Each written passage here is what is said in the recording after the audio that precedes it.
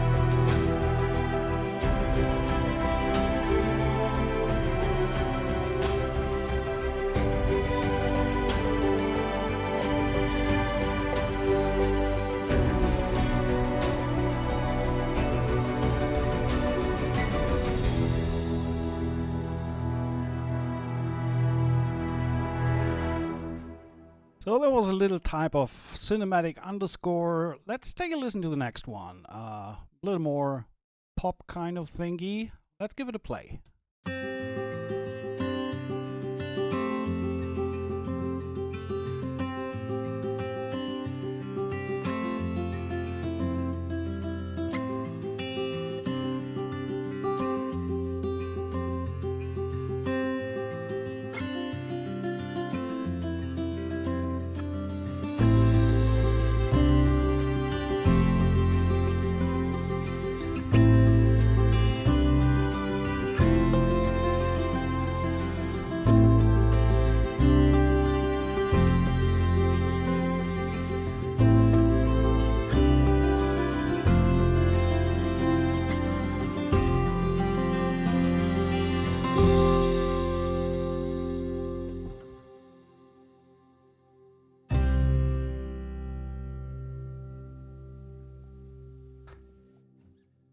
So, and for something else, let's take a quick listen to this one. Watch your ears in case you're listening loud.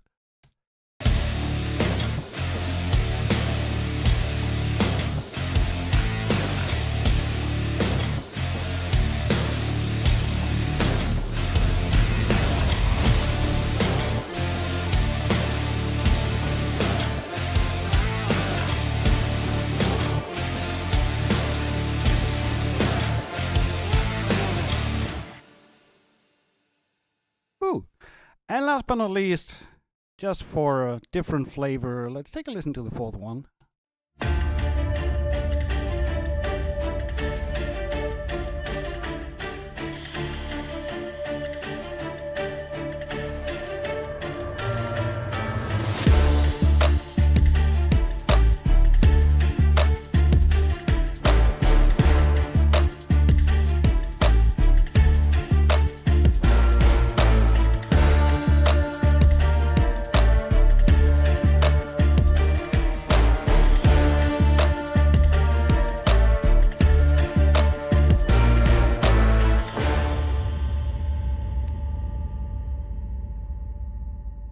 All right. I mean, we could argue, but I would say agreeably these are four pretty significantly different styles of music. So, what I want to tell you about is that all these four different cues were rendered in the same template.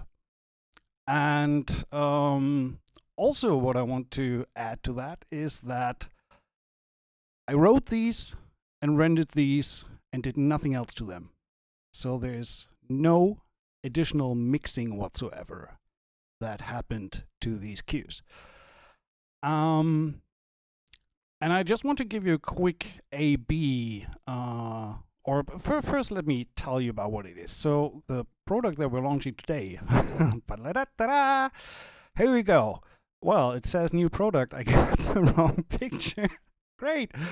Oh, wow. That is bad. Okay, then we do this. Then we do it like this. Look at that. The CTO Cubase DE scoring template. DE stands for Dirk, and I want to tell you a little bit about this template and how this came to be and what it can do and all that kind of stuff. Let me put the link in the chat just so you can look yourself, but I will talk. Micro is okay, take that down a little bit. Hopefully that's better. Thanks for the hint. So the DE, which is the initials for my name, Dirk Ehlert, scoring template. So these, that's a little too quiet, I think. There we go. These four different cues were rendered in the same template with no additional mixing on my end. I didn't put more. Okay, yeah, that might be a good idea. Just move it away from the mouth. I want you to give an A/B of the sound that the template produces that we just listened to, and the sound if you were to turn off the effects and just have the sample libraries playing on their own. So let's take that pop cue, for example. If we remember, it sounded like this.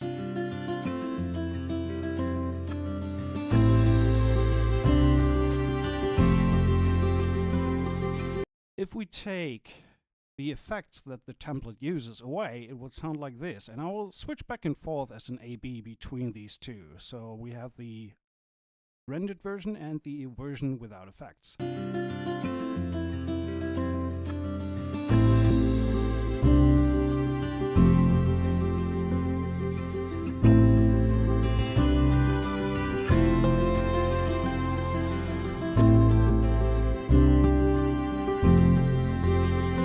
So the sound that this template produces is, at least in my opinion, much clearer, much more open, and let's take that rock track as an example and do an A/B between the rendered version with and without effects.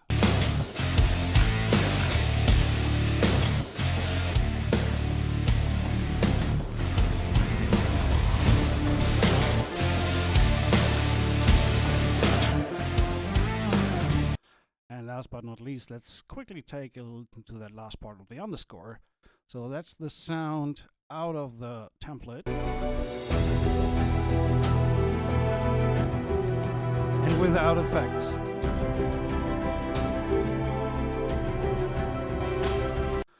But that's not all.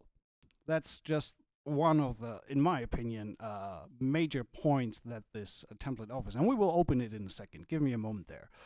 First of all, thanks for bothering me. Bye.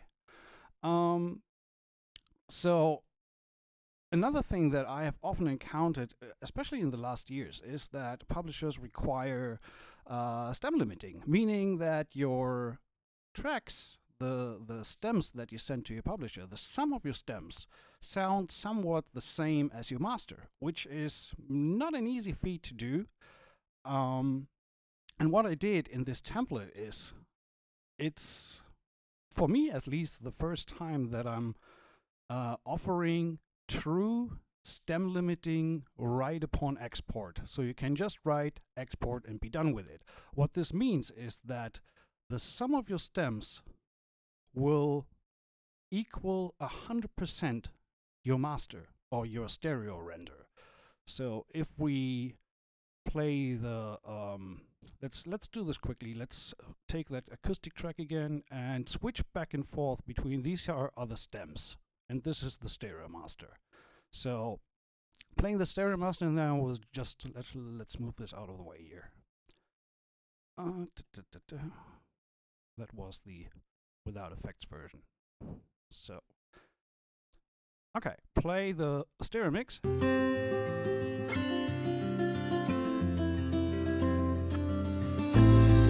Stems.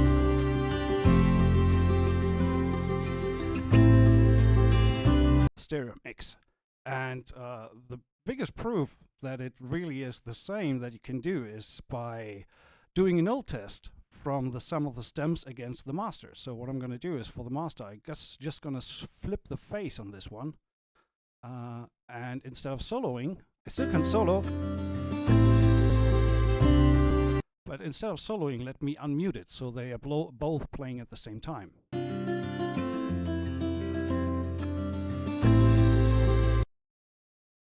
True null. So that means you can, with this template, you can deliver stems that equal 100% your stereo mix. And you still have the individual stems available, so you can then go just into the, in this case, in the guitars, piano,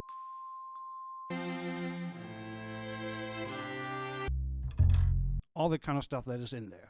So that is the technical side of the template. So let me now close this and load it in the background and tell you a little bit more about why I did what I did. So as you know, CTO Composing Tutorials Online has provided templates for quite a while. For various sample libraries, Jaeger template, Opus template, and things like that. And since the beginning, I started out with a quick load template, which was kind of a framework that allowed you to load your sample libraries one after the other, and have a framework in place, so that kind of takes a little bit of way of the work for you to build your own template. That was the main idea. But all of these never really come close to what I have been using for years in my workflow. And obviously, when you build your template, you customize that, you personalize that, you use the sample libraries that you buy over time. And of course, it is impossible for me to create a template that fits for everyone, because everyone has different libraries. But I also had tons of requests in my messages through the shop and on Facebook that people asked for my personal template. And so what I did, I put some deep thought into that for quite a while, and I created a version of my scoring template with roughly 500 instrument tracks with many, many different libraries, pre-mixed for my taste, what I do like to, I will explain that term pre-mixed a little later, a little more in detail, because I don't really like the idea of pre-mixed. But so let me open this up. There we go. So the template is now loading in the background. And what this template has is roughly 500 instrument tracks from all different sorts, all the routing in place, all the reverbs and all that kind of stuff in place. We will look at that in detail. And the idea is, obviously, the more libraries you own, if you want to purchase this template and use it for yourself, the more libraries you own that are used in the template, of course, the better. But it is not the deal breaker to have or not have the libraries that are part of the template. So opening it up, when you open it the first time, this is what it looks like. You likely may encounter some error messages if you have not all the plugins that are part of the template, which I can show you that, how that looks like, just so we have seen it. Give me a quick moment. Where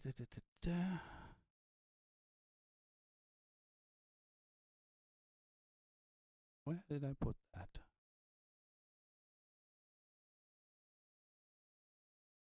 Anyway, I will take care of that later. Oh, I know where. Give me a moment. I should have prepared that. So, upon opening, we'll probably see.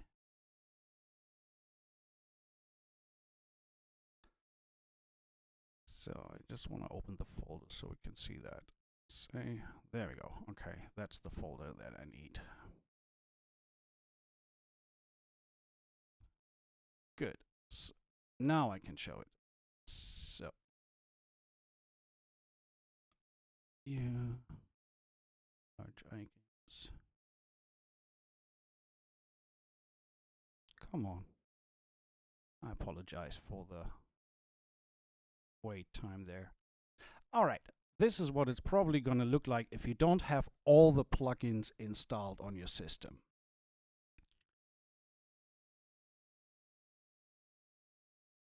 Thanks, Rico. Really, really much appreciated.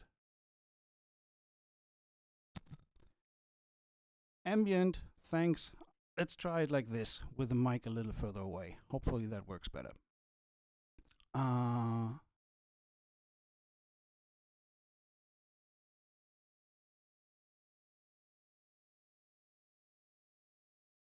So, again, on opening, if you don't have some of the installed and used plugins and presets, you may get some error messages about missing plugins. We will talk about that in a second.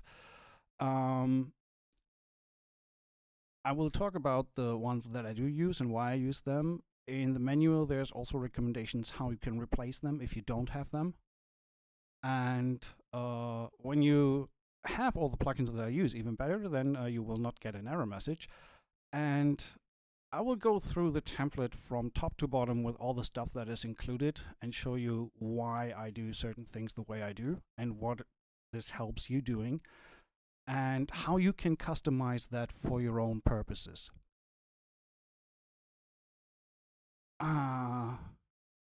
Okay, Lisk Music, let me give me a little time. It needs a little more explanation because it's a little more complicated than the simple one library templates that I did before. All right, so let's open that up. Let's look at the strings. The library comes with tons of string libraries preloaded. And don't worry about, for now, if there's libraries in there that you don't have, because if there is a library that you don't have, what you can do is you can easily just select these and delete them. Or you could go in and replace them with a library that you do have. Let me show you what happens when you activate an instrument that you don't have on your system. For this, I quickly need to rename one of the folders of the string libraries. So let's take Caspian for now, the brass from Performance Inputs. By the way, contact player libraries will if you have them and have them installed on your system, will automatically load. There is no issue. But there will be issues with non-contact player libraries, because usually the file path where you have saved them is normally a different one than the one that I have. So contact will be searching for the samples in the file path that I've saved the template with, and you need to redirect the dialog about missing samples to your folder. It will look something like this when you instantiate an instance of contact, and then it will search for samples. Let me show you. I just renamed my Caspian folder. So what will happen is when I activate my Caspian horns, for example, here,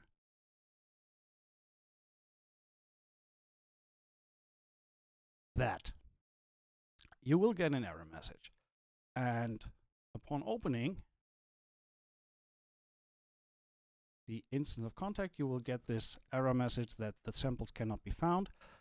And let me just rename this back to the original state, and then I can point to the folder where it's missing the samples from. So I then just go to browser folder, select the one that I have. In your instance, it would be a different folder, and then the instrument load's done. So, and let's look at something else here. Let's say you don't have cinematic studio strings, but say you have Spitfire symphonic strings. What you can do is open up an instance of these. Obviously, in my case, they will load because I have cinematic studio strings. But you would get that error message, missing samples, sample library not installed, and then this will be empty. Then you could go in and load whatever other string library you have and replace it. Or delete the ones that you don't have in your template. Let's keep a little going. So in my template, this is my regular working template that I've been using for years for production music and all that kind of stuff. I'm using cinematic studio strings, performance samples, Pacific, Fluid Shorts, Vista, Audio Imperia, Jaeger, Metropolis Arc, a few patches from 1 to 5, Spitfire Audio, chamber strings, basically just using ensemble patches, a little bit of selection, stress of sampling, Afflatus, string effects, currently our Audio Imperia Constrictor, and a bunch of solo patches from Audio Imperia Solo, Best Service, Emotional Violin, Viola Cello, Cinesampled Sinaguo, Taylor Davis, and Westwood Strings Untamed. So, Daniela, if you can, please stop it now, otherwise I block you. Thank you. And all these patches, when they have key switches attached to them, will come with their respective expression maps. So when we create a patch, create a track, look at the expression maps. For the longs, we can then, of course, select tremolos, trills, harmonics, marcato, marcato, spiccato. And for the shorts, the same thing. This applies to pretty much all instruments in the template. There's quite a bunch of expression maps available here. If we look at the list, that's all the expression maps in here. And every single instrument, first of all, I should put that before. The majority of instruments uses Contact 7. There will be no Contact 6 version. Sorry for all you folks who are using Contact 6. The main reason is because Contact 7 now allows system-wide purging. through all the instances. So I can activate quite a bunch of instruments, but don't use as much RAM because I can easily purge all the non-used samples from RAM, which is something that was only introduced in Contact 7 and is not available in any other version prior. You could do it manually on each instance, but that would be very time consuming with 500 tracks. So, with that being said, every single Contact instance that has either key switchable patches or single instruments, like in the case of Pacific, for example, where I have separated the individual instruments into single channels, each instrument comes with its own already pre-applied settings. And these are kind of unified throughout all of the instruments. The first instance will always be an instance of virtual mix rack from Stephen Slate. For most of the instruments, it will just be a channel emulation. So running through a Neve channel, that's it. Some instruments, especially in the percussion realm, use a little more from the available modules here, like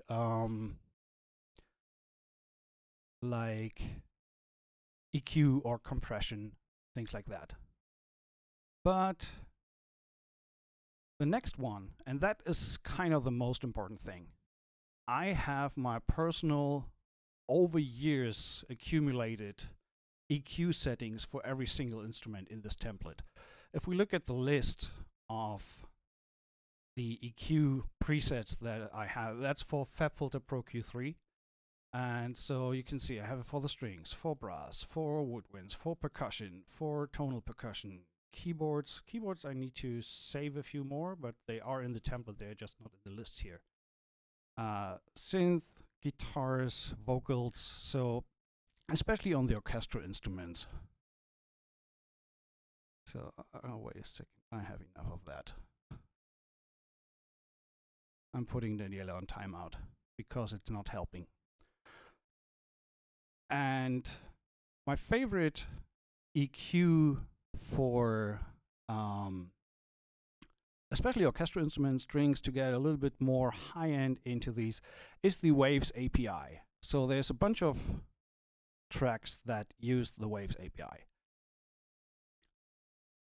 And I would say that the Slate Virtual Mix Rack and the Pro Q and even the Waves API, they are kind of essential. If you don't have these, of course you can replace them with your favorite EQs or with your favorite channel emulation, things like that. But that's a lot of work. So might be easier to spend $29 on the API and just put it in there. If you like the sound that you get from this template, that's kind of the core thing to do. Core thing to be aware of.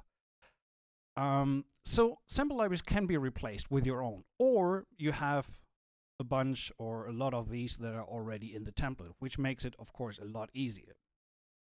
One of the crucial things that are, there's no way around to not have it, to be able to offer this stem limiting approach that I showed you on the tracks before, you need to have the FabFilter Pro L2, because that is one of the only limiters on the market that allows sidechain limiting.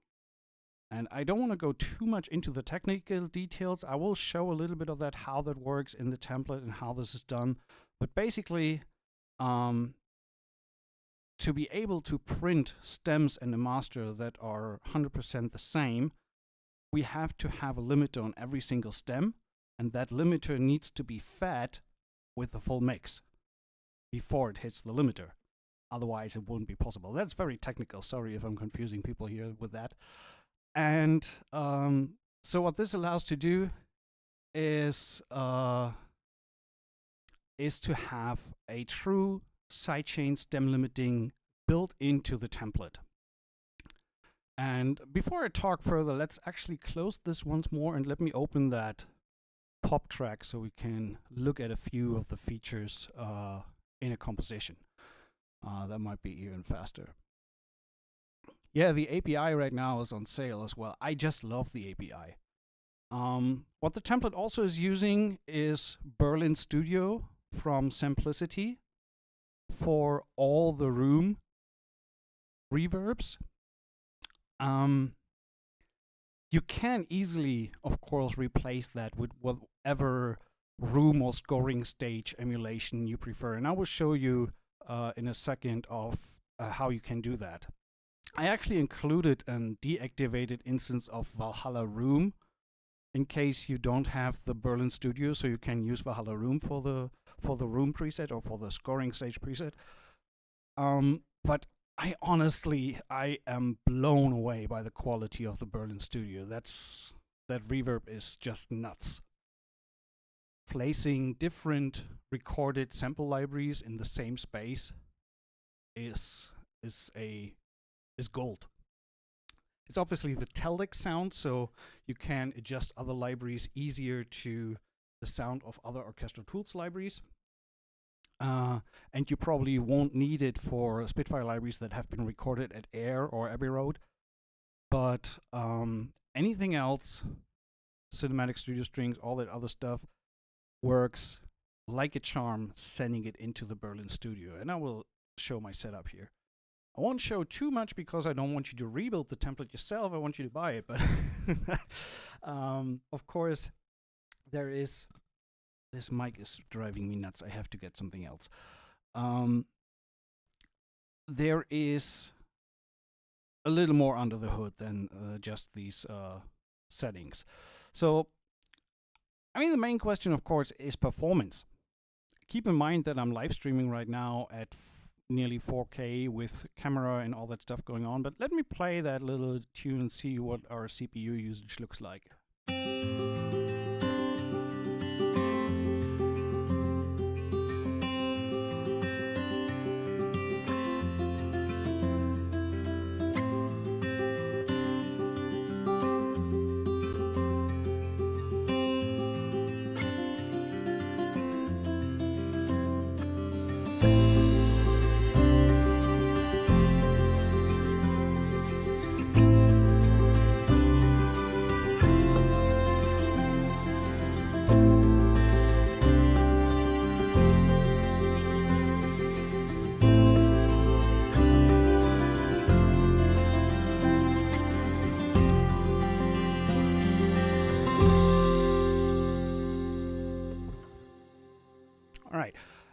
What I want to do is I want to quickly show you the overall architecture of the template so you have a better understanding of what you get. So let me close the analyzer stuff here. Hi Jess dude, good to see you.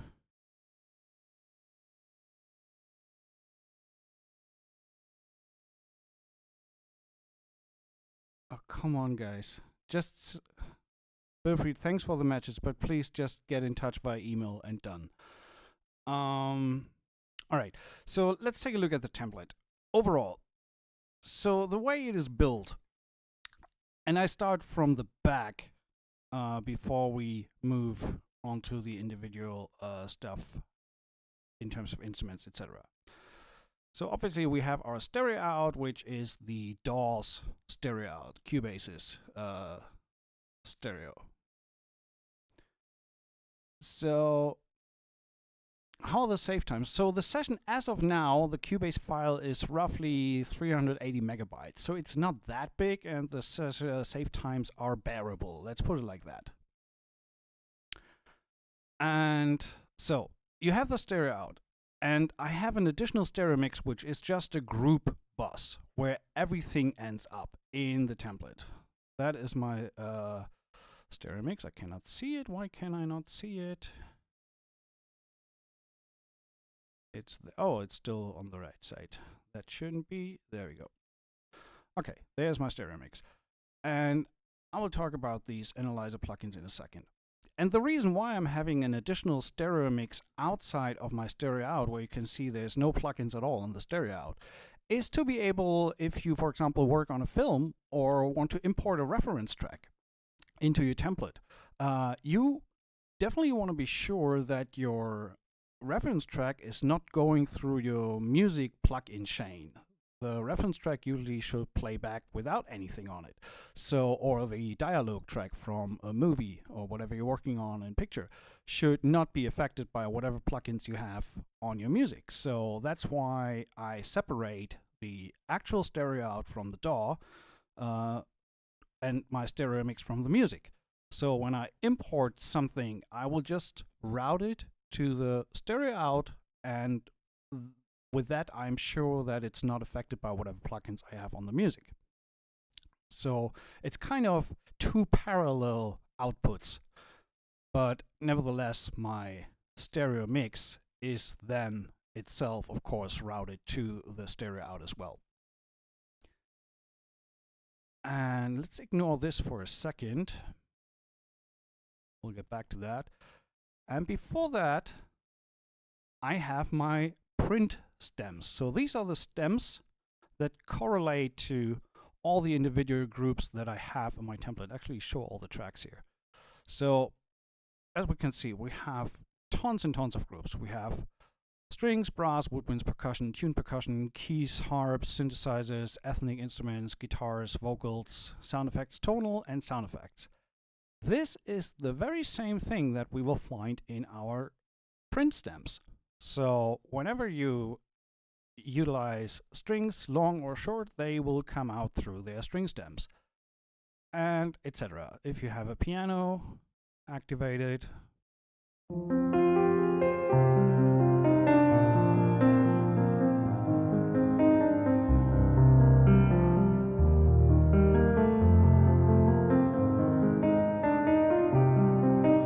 kind of thing, you know? That's a lot of reverb on there. Quiet. So, and so these are the print stems. And this is where our stem limiting is happening to make sure that, and I will again talk about that also in a second. So just trying to keep up with the comments there. We ignore these. These are, and I think I named them in the template. There is a folder in the group tracks. I think in the actual template I named that don't touch, because that's kind of the only group that you never really need to touch upon. That's the sidechain stuff to allow for the stem limiting.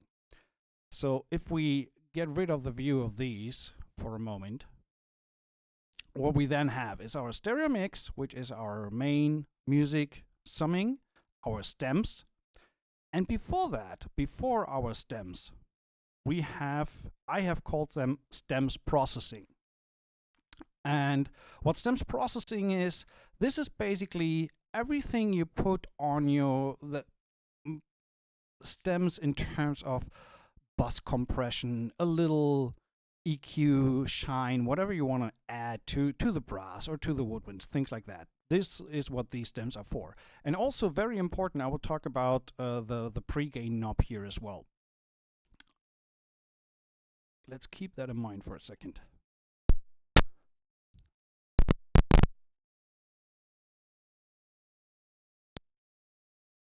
Sorry, lost the mic there.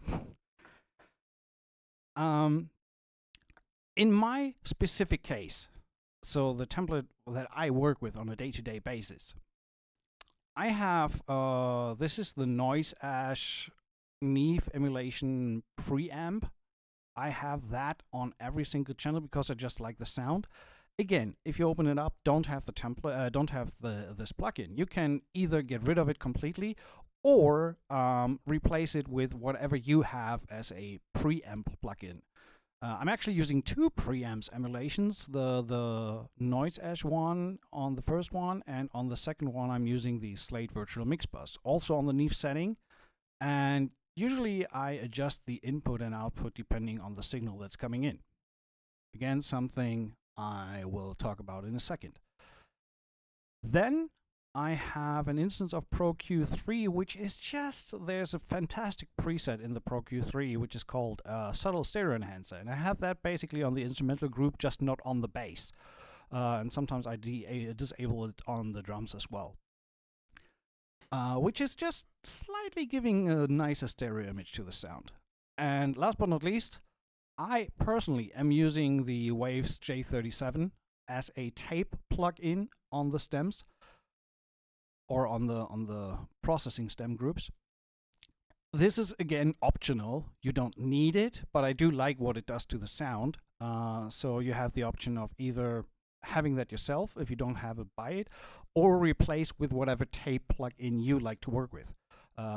Easy to replace. If you open this and don't have the J37, it will have 2 exclamation marks next to it, so there will be no processing on these plugins because they're missing, and then you can just click the list and replace it with whatever tape plugin you have. You can even use the Cubase internal one.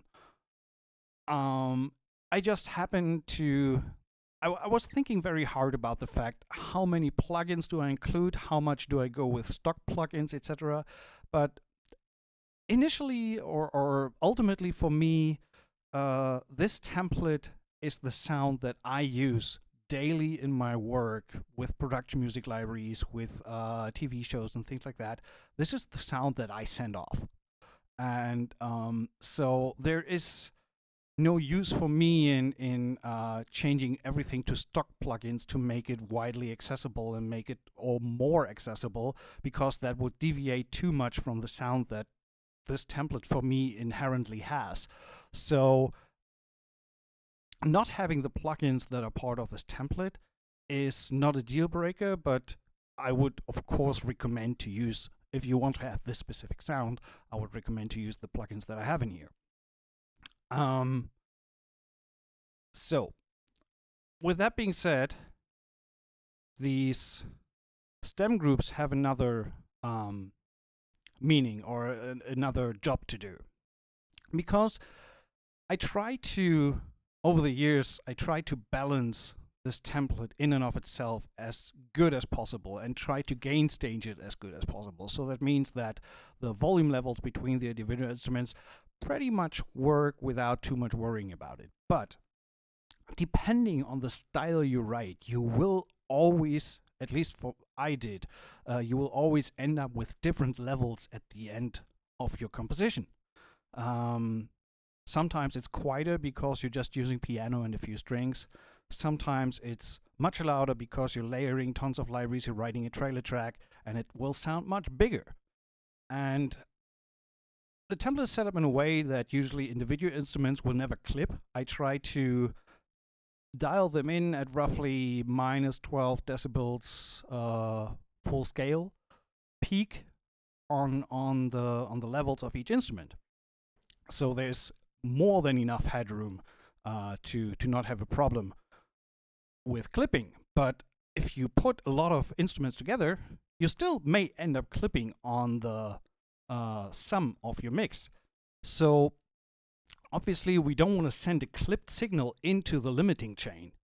So what I'm doing, I created, or I included, an additional channel that is called pre-mastering metering. And on this channel, I just have an instance of supervision, which is part of Cubase since Cubase 12. And on the stereo mix, I also have an instance of supervision. So basically what this is my level before it hits the limiting section, and this is my level after the limiting section. And why that is important is to get my optimal level into the limiting. I tend to end up somewhere from -5 to -3 decibels peak level of the whole mix that I send into the limiting portion. And to achieve that, once I'm done with writing, I adjust the pre-gain of my processing stems. So what that means, when I play this cue back right now,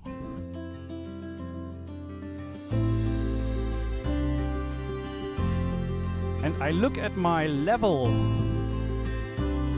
before I hit the limiting, I see that my true peak coming in is at roughly -10. So that means I have 6 to 8 decibels that I can raise my gain on my stem, on my processing stems, to hit my limiting at a proper level.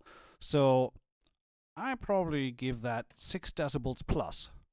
When I play that again, when I now look, so now I'm hitting -5.5 on the sum. And therefore now I have a proper level to hit my limiting the way I intended to. And this +6 that I have here is also a setting that of course can be changed depending on what numbers you want to end up with. But for production music I oftentimes go for something -12 to -10 LUFS. So not going crazy loud, but also not too quiet. And when I play this back again, when we look at the final levels,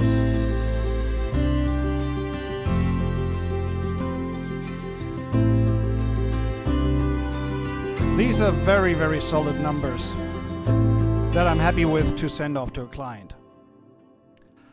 One thing that I want to mention that you have to keep in mind, the Pro L on the stems does introduce some latency. In this case, the largest latency is 16 milliseconds. So that's the... I personally have learned to live with it. I cannot really complain about it. But in case you experience something really odd behavior when, whatever, recording drums, percussions, things like that, and you want to address that, say you have, well, what do we do? Let's say we want to record some boo bams, and we have a latency that prohibits us from playing it live. Cubase has this little knob up here which says constrain delay compensation. What this is doing, and I do this when I record live, like bass or guitar, things like that, it disables the plugins that introduce more latency than on a certain set threshold. I think the threshold is 3 milliseconds. So any plugin that introduces more than 3 milliseconds delay will be deactivated for the time being. So if we look at the mixer and I turn on the delay compensation, now my tape and this kind of stuff, you see all these plugins are now disabled. Obviously it will be a little bit quieter, but now there's no latency at all. Joris, I am in Cubase 13. Yes, this is compatible to Cubase 13 and Cubase 12. So, and when I'm done recording, I just bring all the stuff back in, and I'm back at where I was before. So that is my workaround for the latency that gets introduced by the stem limiting chain of the Pro L2. Another thing, so let's go back here. We have the prints. We have the stereo mix where we have supervision. I do have an additional instance of span that I personally, this is a free plugin, frequency analyzer. I have that on my second monitor on the right side here as well, because I like the way it displays the frequencies and how I can read what's happening in my mix. So these two are the ones that are sitting on the main output, so to say.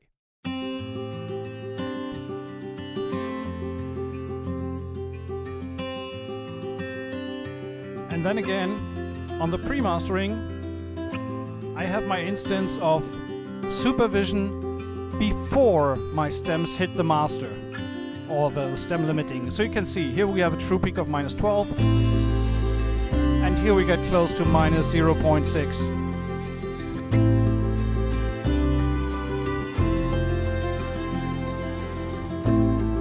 So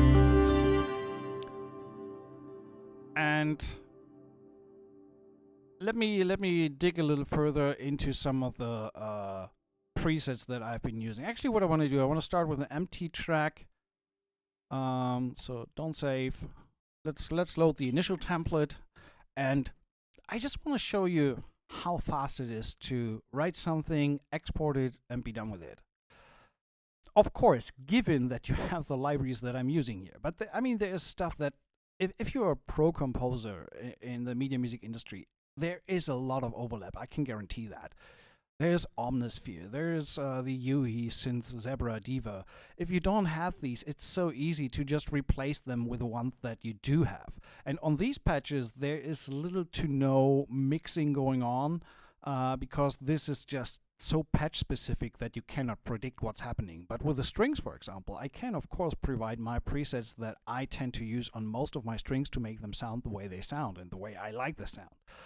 And the cool thing is you have access to everything. You have all the plugins available because so you can first of all, I think of this as a learning tool. You can, if you're not too familiar with mixing, you can really check out each individual instrument. Can A/B, what's happening, why are certain frequency taken out, make an A/B between the raw sound and the EQ'd sound and things like that. So that's, in my opinion, that's a pretty cool helping tool, and hopefully helps you to make decisions on your own when you want to get to the sound that you have in mind. Again, this is highly specific, my own sound that I've been using in this industry for the past couple of years, and that I'm using with publishers, with TV stations, and all that kind of stuff. It is a proven sound because I've never had a publisher get back to me and say that sounds weird, at least not openly. So I have roughly 2,000 tracks out there floating around in TV and usage and things like that, and this is definitely working based on experience. Okay, let me quickly catch up with the messages here. Ram, good to see you. Thank you, brother. Ram did better test the template for me, so he's biased, but I think he also likes it. So, Shiam, hey, good to see you. Yes, QS 13. What else am I missing? Andrew, so is VEP not necessary anymore with your system? Curious to hear your opinion on VEP. I completely ditched VN Ensemble Pro. Mostly for the reason that Cubase does not recognize the individual returns as individual channels. That's something that Studio One actually does. It happened to me that I had a VE Pro instance as one of my templates and wanted to render something in place. And I had roughly 260 audio returns. And in Cubase, I had one single MIDI event that I wanted to render to audio. And I hit render in place. And what it gave me was 260 audio channels coming back. So that's something where Cubase is really, really weird. And so I mentioned that in the manual. Right now, I'm using an Intel i9 12900K with 128 gigabytes of RAM. Yes, I know that is a pretty sophisticated system. But then again, I rarely scratch the 64 on whatever projects I'm working on because first of all, even though we have roughly 550 instrument tracks in here, everything is deactivated. So you only activate what you really need. And then everything is based on Contact 7. So you can also go ahead and use the purge function for all instances. So you can, with one click, you can purge everything in the session and make a lot of room for other stuff. And the biggest reason for me is that it's so convenient to just render individual instruments in place. Just hit render in place and you get the audio file. You can deactivate the instrument and you can keep working. I have been working like this for the last 1.5 years pretty much, and with the all inside Cubase template, and it is, in my opinion, the most reliable or a convenient way to work with. And even more so because it makes it so easy to duplicate something if you need something else, or if you need, let's say I have, let's go back here. Let's say I have my Audio Imperial Jaeger. So I have my long violins. Let's activate them. first instance, there's no instance activated. First one always takes a little bit longer. So that's Jaeger, the longs patch.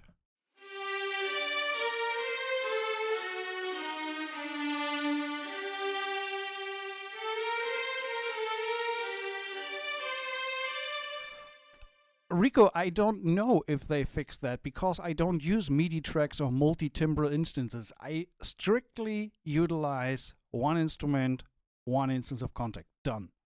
No several instances.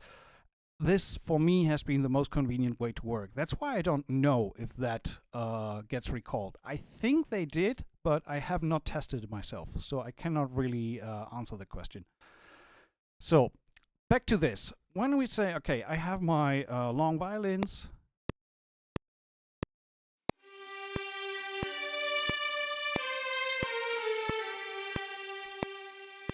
so let's say I want to use the same patch with the tremolos, which is obviously not possible to do when we have a patch that relies on expression maps, because we have our legato here, and then, by the way, all the instruments are also set up with their corresponding track delay times. So the Jaeger, for example, is using the full 250 milliseconds. So when we roughly go in here and quantize that a little bit,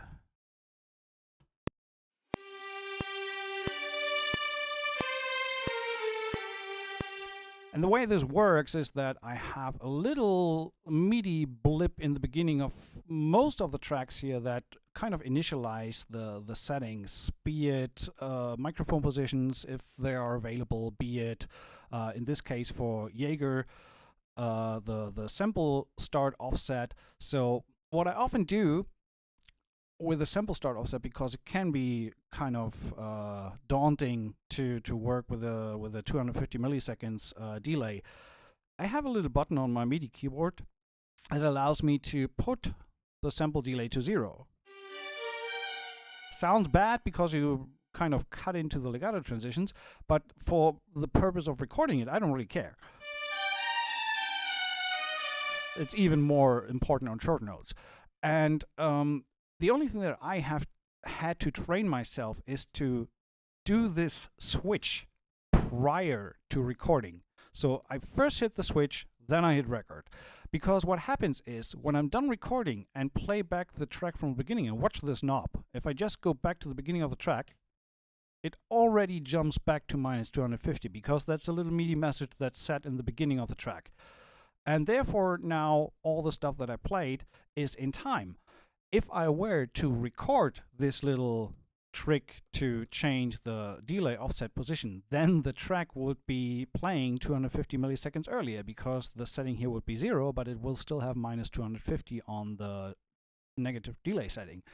Just something to keep in mind with libraries that do have that significant amount of track delay. That's the way I tend to work with audio imperial libraries. That applies to a bunch of them, the brass, the chorus, and things like that. That is part of the template. But what I want to say is, the easy thing is, let's say I have my legato violins here, but I actually also wanted to have some tremolo from these violins. Not possible in a single patch, but this single patch approach allows me to just hit Control D and have that same channel with all the settings, everything in place, readily available. So now I can go in, delete my stuff that I have here, and change that to, say, tremolo.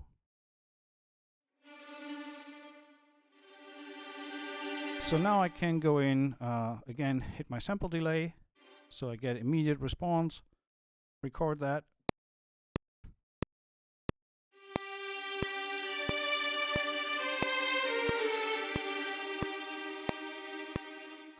So, and that way now I have my tremolos on this channel and my longs on this channel, and for me, this is the flawlessest way to work with instruments. With single instrument patches. And if we look at, I haven't even checked my RAM usage for Cubase. 7 right now. 7, 8 something gigs that the template uses in its default state. of course, there is no instruments loaded. Yeah, it's all deactivated. And I should probably open that cinematic demo track with a bunch of instruments loaded to see how much RAM it actually uses. But again, even on bigger trailer projects, I rarely scratch the 64 gigabytes. What else is there? Let's go through some more of the libraries. Brass. So I have the full Cinematic Studio series in the template. There's Cinematic Studio Strings, Studio Brass, and Studio Woodwinds. So we have Cinematic Studio Brass. Again, all these patches pre-set up with my preferred reverb settings, my instrument settings for the virtual mix rack and for the EQ. So that's, for example, my EQ for the horns. Most of these patches, I should mention that, use the tree mic. Most of them. So, horns.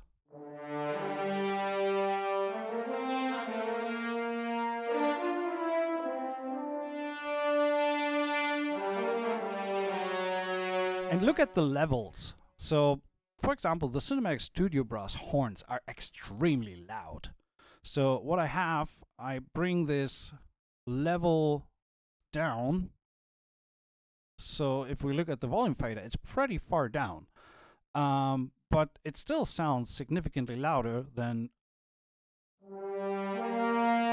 on the it doesn't sound significantly louder. It is still very loud. And on the loudest passages, if we look at the levels that I get from my horn here,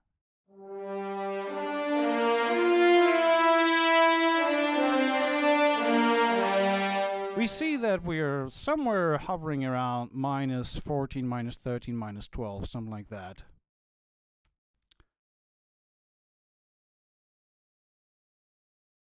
Big Mac, hey. Full version of the violin song? I'm not really sure what you're referring to. Please elaborate. So keep it on. Cinematic Studio Brass. Then we have Orchestra Tools, Metropolis Arc for the most part, a few patches from Metropolis Arc 5, the mellow, sustained, brass, low, and the ensemble. Then we have performance samples, Caspian and Angry Brass Pro, Angry Brass, the Angry Brass horns, bones, and trumpets. Then we have Audio Imperia. Audio Imperia Solo, the Descant horn is just to die for, honestly. This thing is...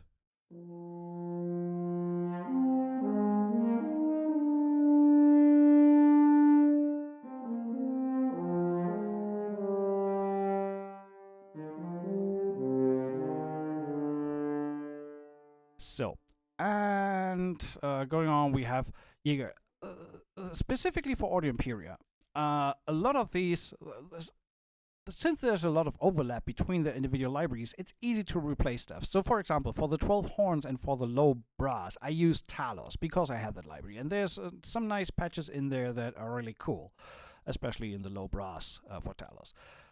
But if you don't have that, if you activate that library and realize, okay, I don't have Talos, but you have Nucleus, then you can easily replace the low brass with a low brass patch from Nucleus. It will give you a little bit fewer options in terms of articulations, but you still get the same sound. Same with Jaeger. If you don't have the Jaeger strings that I have here, you can replace them with Nucleus if you have Nucleus. So there's a lot of ways to easily interchange, especially with the same developer, to interchange stuff. Going further with Audio Imperia, so we have Jaeger 6 horns. I have the fluid brass in here. Again, if you don't have the library, nothing hinders you from just hitting tab, delete, done. Get rid of the track that you don't have. Or keep it in there and replace it with something that you do have. My biggest thing that I have to address and that I have to tell you is, obviously, when you change libraries in the template, these effect chains that I have established for the libraries that I use may behave a little differently if you load a different patch. So that's the sound that I have for my Jaeger violins here. I mean, just for comparison, that's without the EQ chain.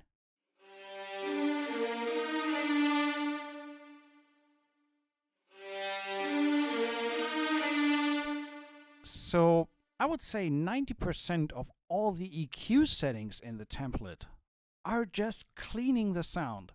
And I mentioned that in the description of the product on the page as well.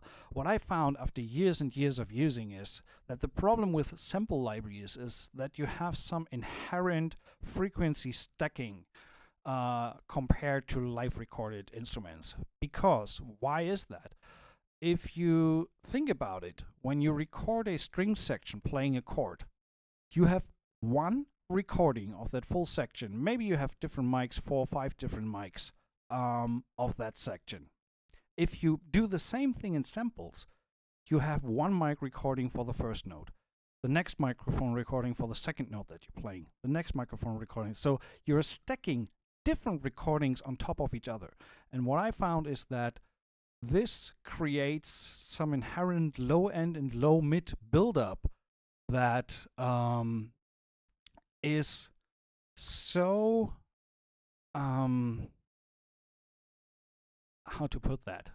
For me, that's the biggest reason why sample production sounds so cluttered, so muffled, and so kind of unreal. And this is for me, and if you look at the settings for the individual patches, the most moves that you will see is low cuts and taming the lower mids. And this is, for the majority, what creates a much more cleaner, opener sound on the whole template. Again, if I just bring in that demo from the cinematic underscore, so the stereo mix and the no effects version.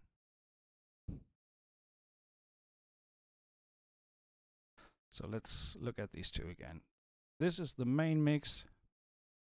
And by the way, these 4 demos that I showed you are part of the purchase of this template. You get all 4 full Cubase projects with all the MIDI data, all the settings, as loaded libraries, and also as a bounced version. In case you don't have any of the libraries, there's an audio bounce of the same track as well. That's why the download is a little bigger for this product. It's roughly 3.8 gigabytes if you download. So the demos that I show here are part of the purchase. Obviously, you cannot use them commercially, but you can use them for studying purposes any way you like. So just the AB again. This is the cinematic underscore demo track. That's with the effects.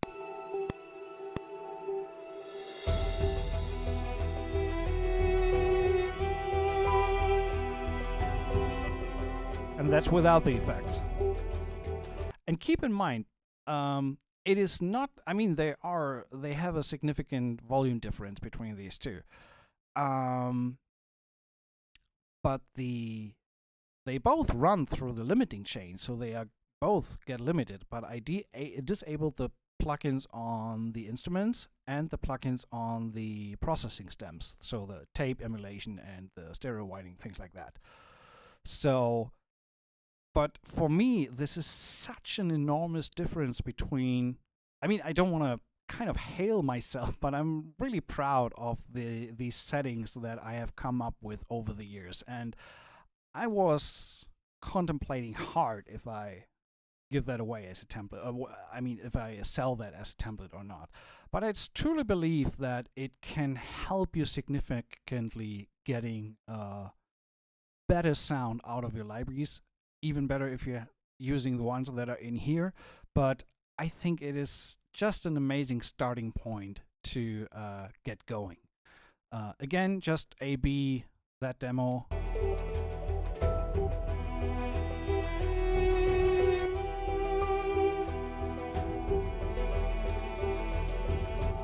Actually, let's open that track quickly so I can show you that right with the plugins. And let me follow up with the comments here in the chat. It's called Sample Fragile Beauty. Big Mac, yeah, I remember. I mean, that's years old. As soon as you replace a sound from another library, the expression map is not so relevant, right? Yeah, of course. If you have a different library, then the expression map will be different. So you need a different expression map for the new library that you're using. Yes, that needs to be exchanged. Big Mac, no, I don't. I don't have a longer version of that track. Just Dude, yes, needs a new expression map.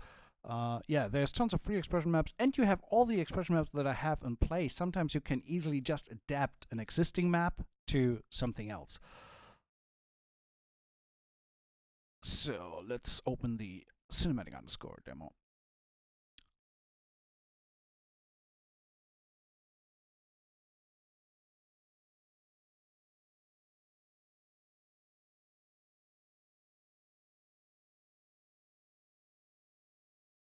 Mordecall, that's a long comment. Give me a second to go through that. What I also included, by the way, this is not only the MIDI channels. Each category has at least 2 audio channels if you want to record something. So there's audio for guitars, bass, drums, percussion, and all pre-routed. Obviously, there's no EQ settings on these, which kind of goes along with your question, Mordecall. So I want to clarify one thing, and I think I said that in the beginning. This template is not pre-mixed to be radio ready.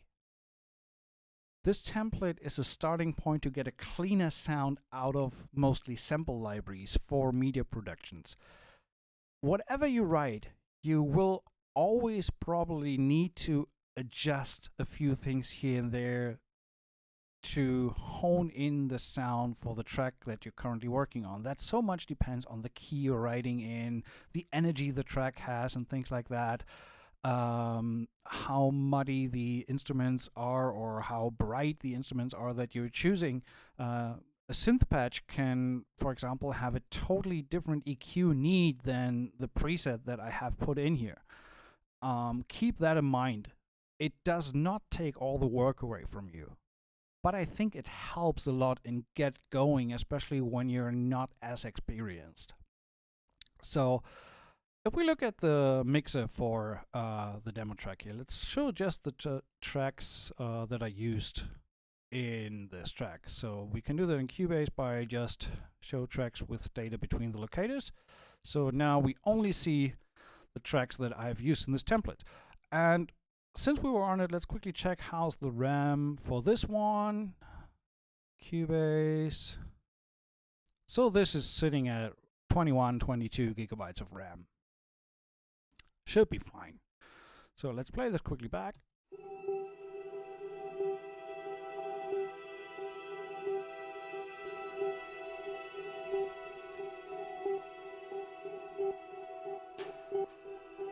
And honestly, let me do this.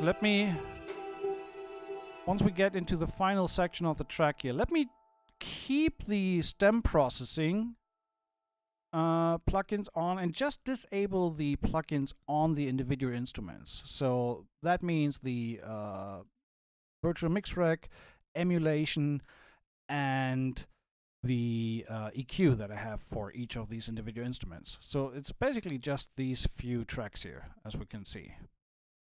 If I get rid of the right side, we even see a little more. So, okay, just these tracks. So these are my instrument tracks that I've used in this track. Let's play that.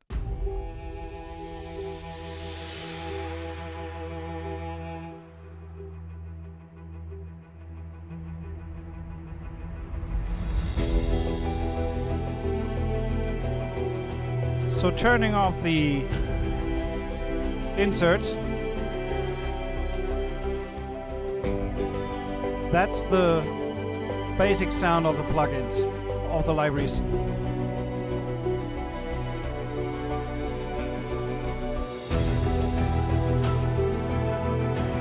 One of the funniest things to me is that the sound gets louder, although I'm only using subtractive EQ. So I'm only taking frequencies away of the sound. I'm rarely pushing anything. Sometimes on the strings I push, sometimes on the brass I push a little bit on the high end or something to get a little bit more beef.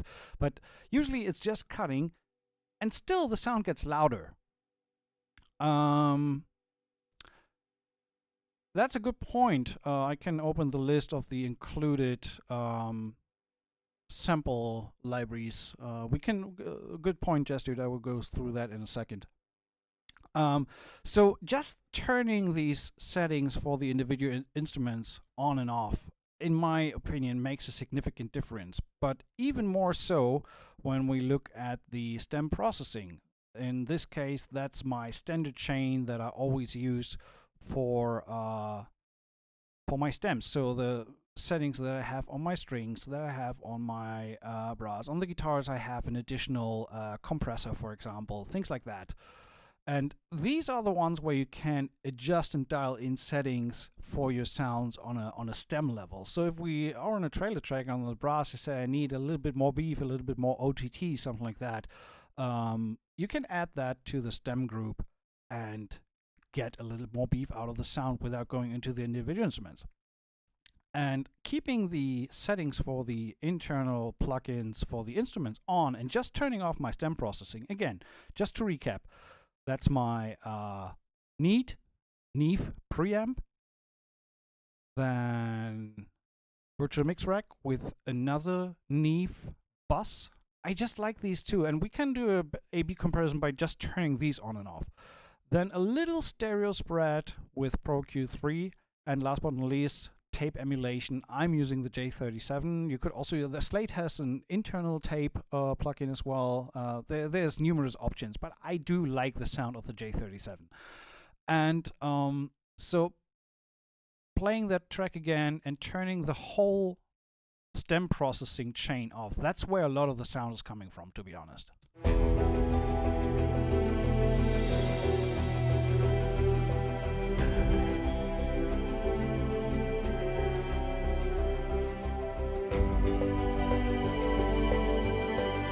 So that is doing a lot of the legwork for the sound that I have in my template, in terms of polishing and finalizing the sound.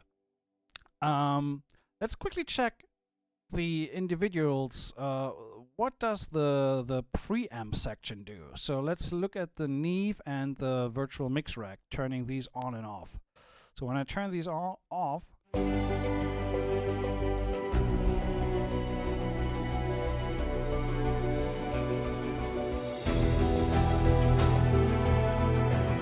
actually the Neve, the Noise Ash Need pre-trilogy, is doing a lot of stuff. I have it on the 1984 setting. I really like the sound of that one.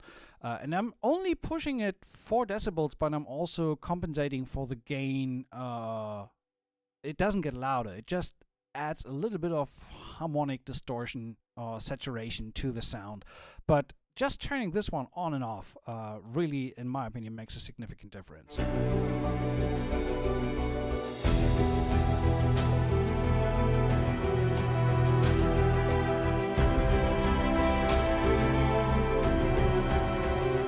Listen to what the tape is doing to the sound. So again, there's other tapes that you could use as well. I just like what it's doing to the sound. So listen to the A/B, turning it on and off.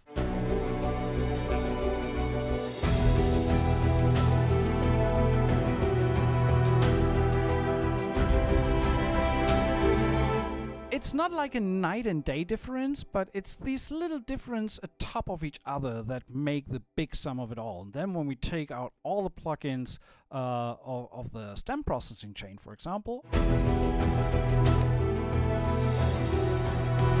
and even more so when we then do it all in. So when we compare the sound of all the EQ settings that I have on the individual instruments and the ones on the stem processing. So turning these on and off, this is where, in my opinion, you go into a night and day difference. And keep in mind, these are still running through the same limiting, so they They should be equally loud. They aren't. But again, give it a play.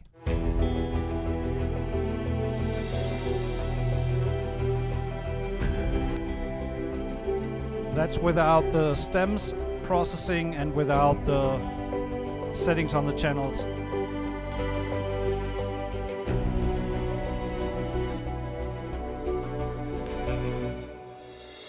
And the cool thing is, what I think is the cool thing is, I managed to find some settings that kind of work generally, genre independent. So these settings are pretty much always the same for me, no matter what style I'm working on. I may have a few adjustments here and there on a few of these patches, but for the most part, actually, let me just quick change this to the correct picture. This is ridiculous that I didn't use the correct one.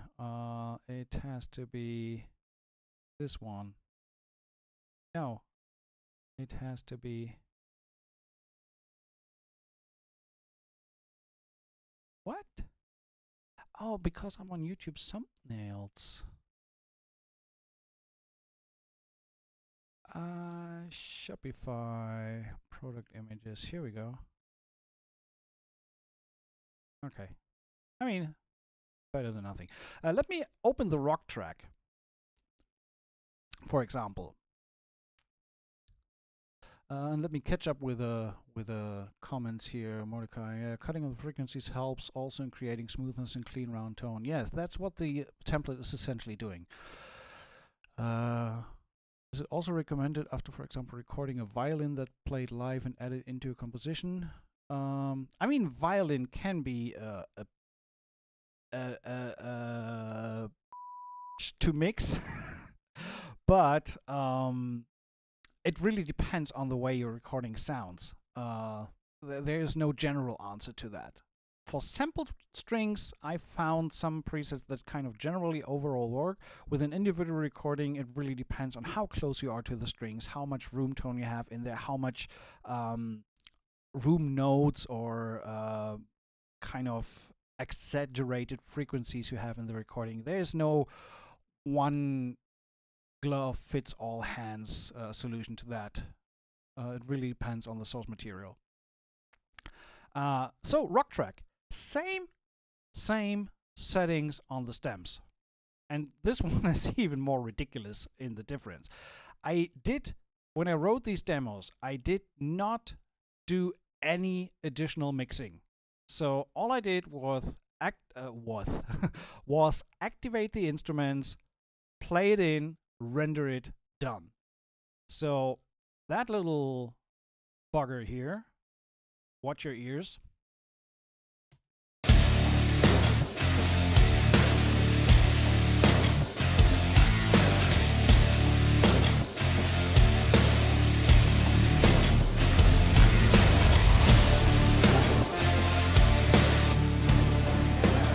That's without the plugins.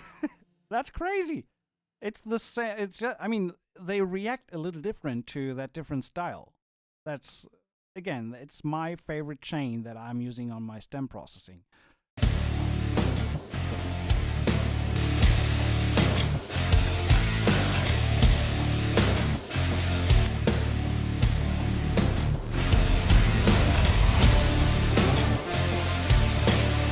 And if we look at the instruments used, there's not a lot going on. It's that's all we have for this sound. I mean, obviously it depends on the library you use. That chocolate audio raw guitar is amazing. That thing sounds killer. In case you don't know, it's this library, Chocolate Audio Raw, comes with pre-recorded amped sounds. But then again, I have a little bit of plugins on the chain, a little bit of channel emulation. That's the guitar EQ that I have for the guitar. I think that's doing a little bit of the sound work here.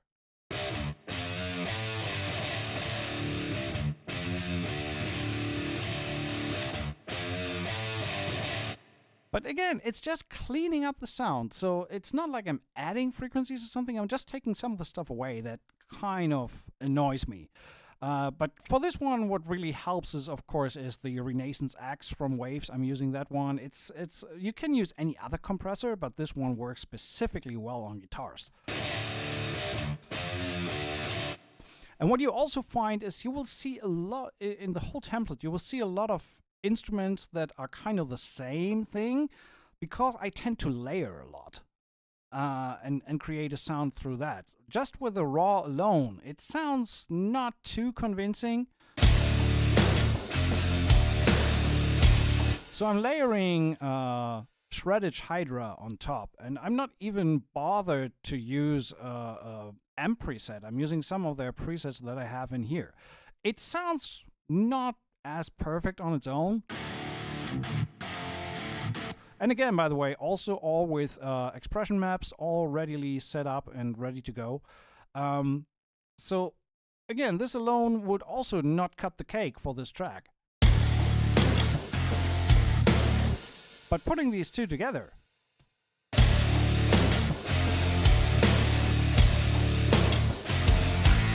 man, that's where the rubber meets the road. So again, one sound, second sound, and then putting these two together. And then obviously the bass library helps as well. I'm using Submission Audio Eurobass for this one, which comes with some preset sounds where I also don't need an additional amp. You could also go in and use the DI and use your own amp sim, but why should I? It works the way it sounds. So just this. So then we have okay, I'm using, that's actually a preset from the Slate mix rack. So let's play that again, turn the EQ off, and turn that on and off.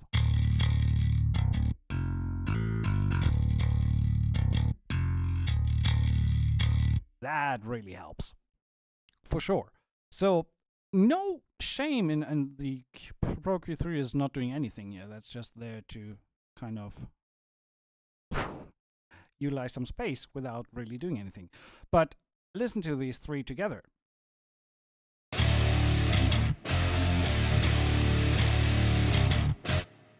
And again, these three without the plugins.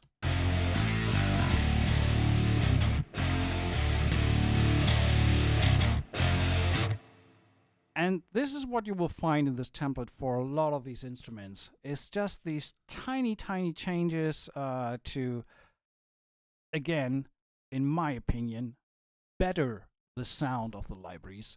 And all these small steps coming together create a result that, in my opinion, just sounds better and is kind of mix ready or send out ready to send it out to a client without worrying too much about the mix. I'm not saying that it's fully mixed. You can still then go in and do some additional tweaks depending on your preferences, of course. But I wanted to have something, and I'm using that in my daily workflow, have something that I, again, open up, write something, render it out, done. Looking at the drums quickly, with these type of cues, I tend to layer drums as well. So I'm using Mixwave Gojira, awesome drum kit, sounds amazing, really, really good. From Mixwave is the company.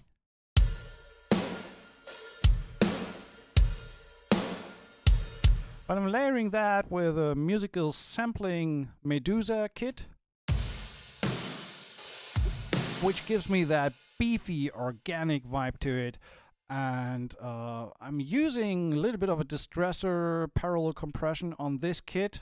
This on its own sounds like this. That's out of the library. And then nuking it with a distressor and using parallel compression to beef it up.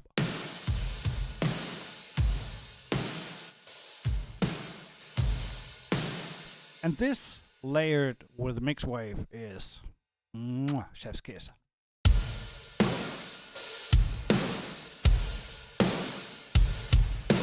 Really like the sound of that for these type of productions.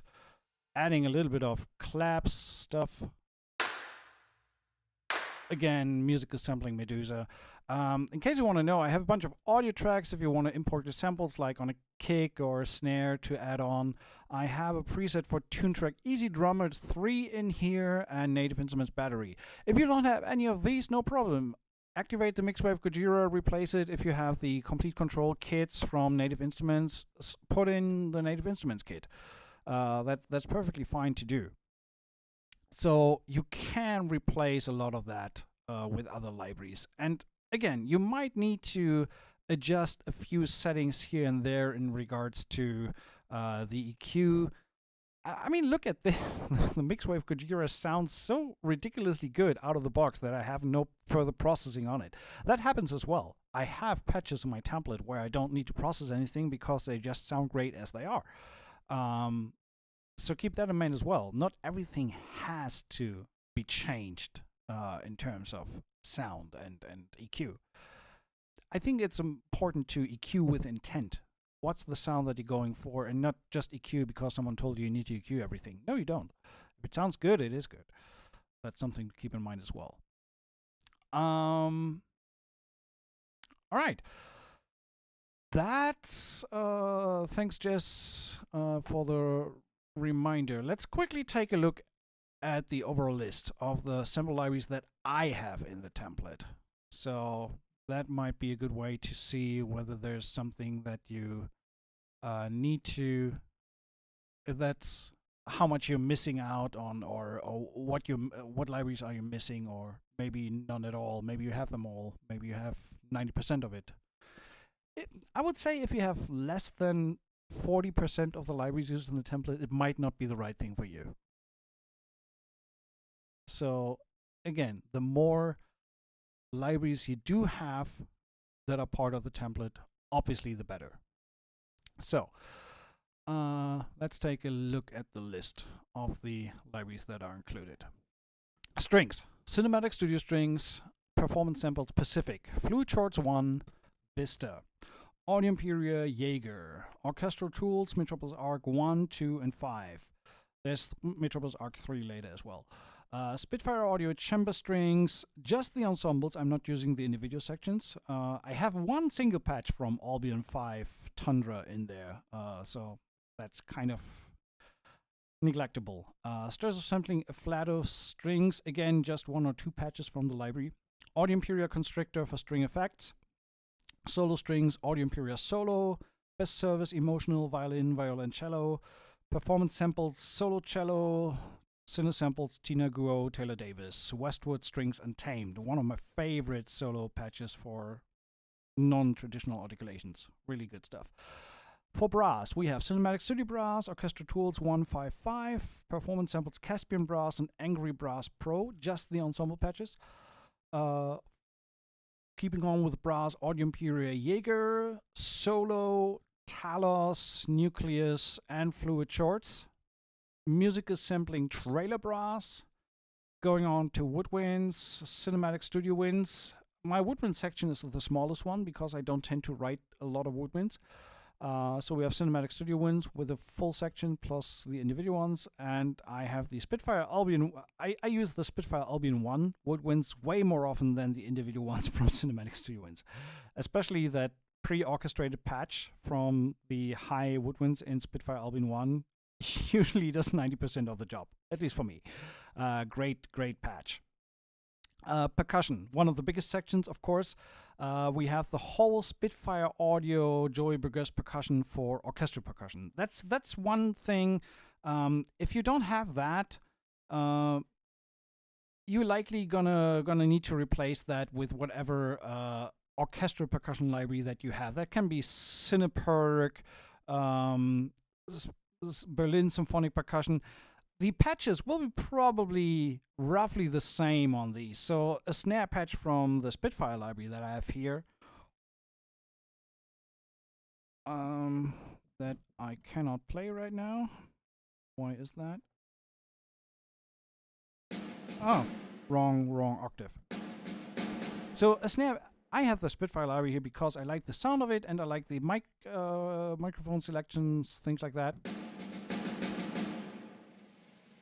But if you have another library, changing that to, say you have Cineperk, it is so easy to go in and change that snare to something that you have in Cineperk.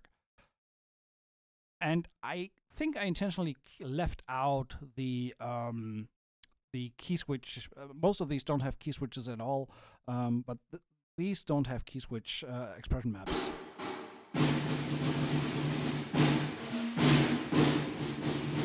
So obviously we need to address the volume. If I play from the beginning, it already resets the volume to a much more proper level. But yeah, the Spitfire one has is a little quieter. So there's a few things that you need to adjust here and there. But overall, it is very easy to replace this with libraries that you do have. Right? So that shouldn't be as much of a problem. Going on. So Spitfire Joey Burgess percussion, that's the one that I use. Hans Zimmer JXL percussion, these are the Epic Junkie XL mixes that I'm using from Hans Zimmer percussion. This is of course very, very optional. Same with Charlie Clouser. Actually, Charlie Clouser Hammers is an amazing library, but I'm just using 2 patches in the whole template, which is the toms and the rototoms. I mean, these sound grandiose, for lack of better words. They are just amazing. Here it is. But I'm using just the toms and the rototoms. So, yeah, $300 library for 2 patches. Yay.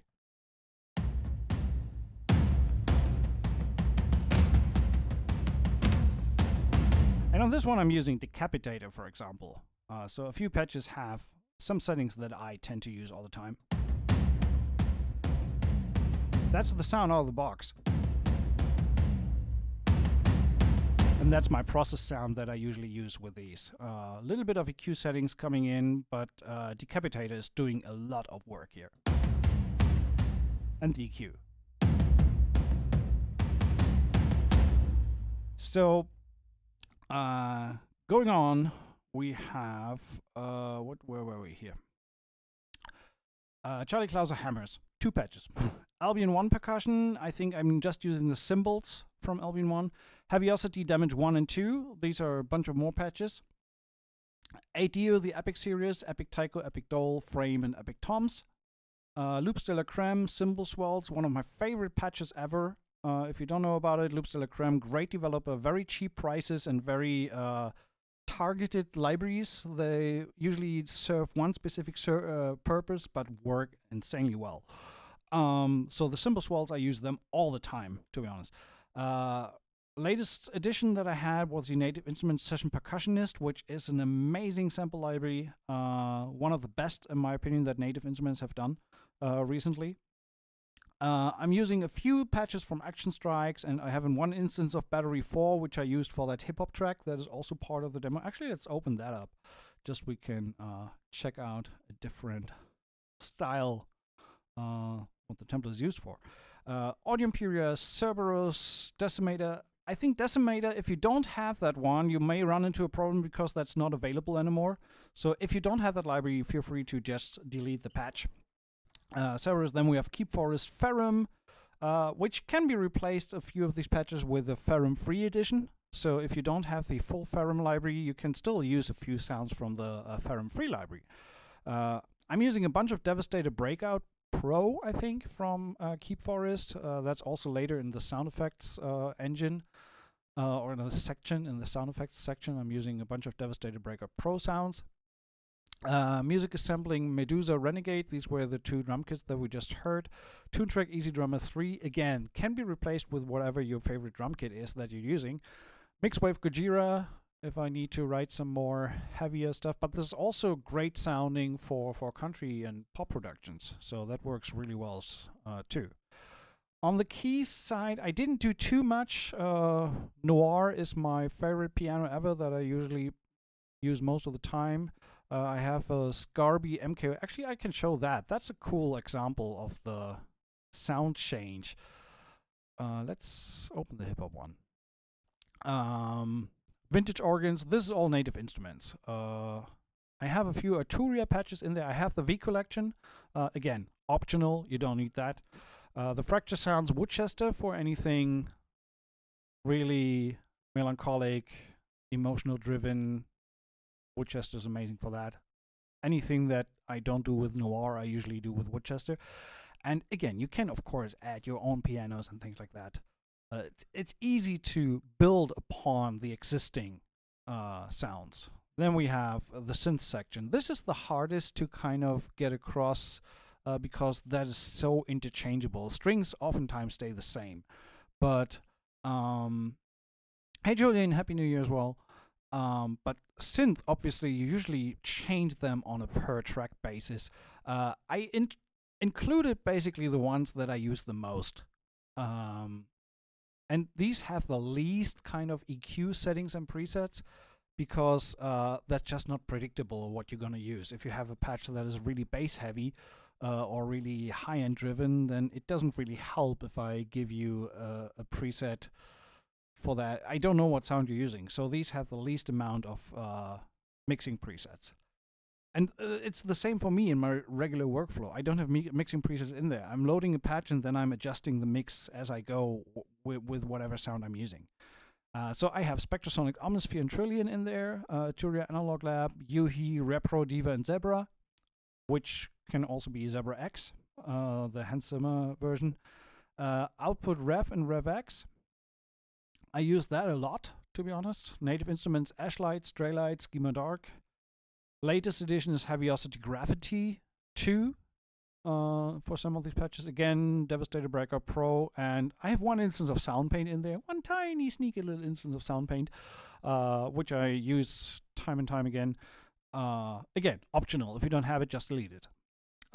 Ethnic, same thing. I kept that not as intense as some of the other instrument groups because it's so hard to predict. I have all the routing in place in case you want to go with more like an ethnic driven composition. So when we look at the stems, I have one final ethnic stem, but in the groups, if we look at the summing, we have ethnic pluck, ethnic woodwind, ethnic bowed instrument, ethnic other. So when we show all of them, show all tracks and go into the ethnic section, I think I have at least one for each section. So when you want to build upon your, so let's say here on ethnic, I have in the plucked instruments, I have the Guareschi, the Quattro. Could easily be that you don't have that one.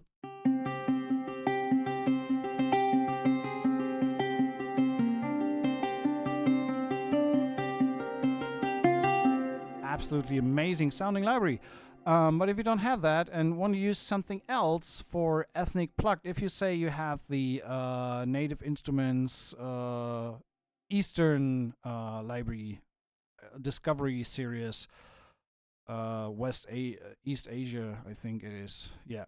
If you have something like this and want to replace this instrument with something that you have in here, say you want to use a Kodo instead of that one, that's what you can do. I mean, I loaded in the second patch. I didn't want to replace that, but you kind of get the idea. And if I then go back to the beginning, it goes down in volume.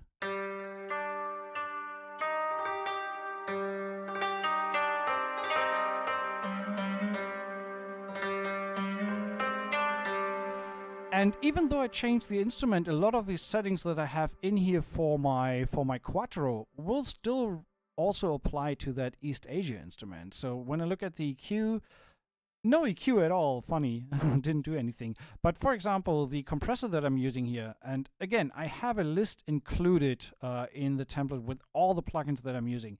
And I also give recommendations for getting a nice mix. I love the Klanghelm Muke compressor on anything plugged, be it acoustic guitar.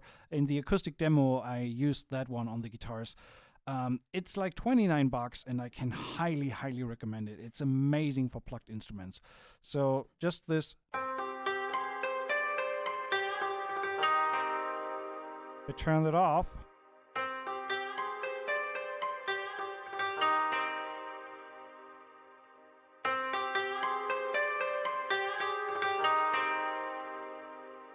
Don't know if you can really hear that. It not only makes it louder, but it also thickens up the sound significantly. Really recommend it from my end. So back to topic. Ethnic instruments. I have a few in each category, few audio patches.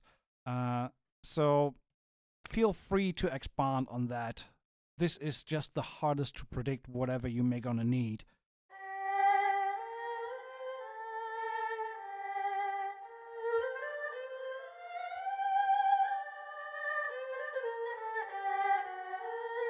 So, you know.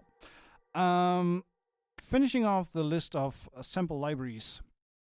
With guitars, a lot of native instrument stuff. So native instruments, session strummed acoustic 2, picked acoustic. And if you have the session nylon, for example, you can just duplicate the picked acoustic, load the nylon, have another patch for guitar in there. Electric mint, electric vintage. I didn't want to put all of them in there, but again, easy to build upon what is already there. My latest bought library is the Desolate Guitars, which is an amazing library because I also have to work a lot of that style for some TV shows lately, so that comes in really handy. And then we have the Rickenbacker bass. Then I have Robert Audio, highly recommended, distributed by Loot Audio. I used these for the acoustic demo. Spitfire, Hearth and Hollow, I have that in the template. Orange Tree sampled, songwriter, acoustic guitar, banjo, slide acoustic, mandolin. Again, all of these are disabled. If you don't have any of these, you can just delete them or again replace them with whatever you have. Impact Soundworks, pedal, steel, shredded Hydra. We just listened to that. Soundcue Skeeter Monix. You can probably, I have used that time and time again. You can probably ignore that because the library is not available anymore. But you can use any other guitar harmonics sample library to replace that. Chocolate Audio Raw is the metal guitar that we listen to. Submission Eurobass, Ample Sound, P-Bass, Upright. Surprisingly, I kept the vocal section relatively small. In my own template, I have that even bigger, but I didn't want to go too crazy for anyone that is that buys this template. So it's kind of the bread and butter stuff. It's the Oceania. That's what I use most of the time, whatever I do.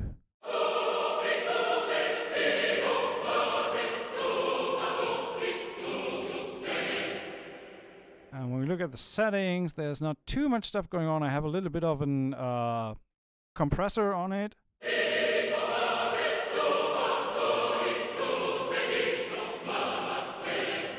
And when we look at the EQ, I think that's a little bit of a change there.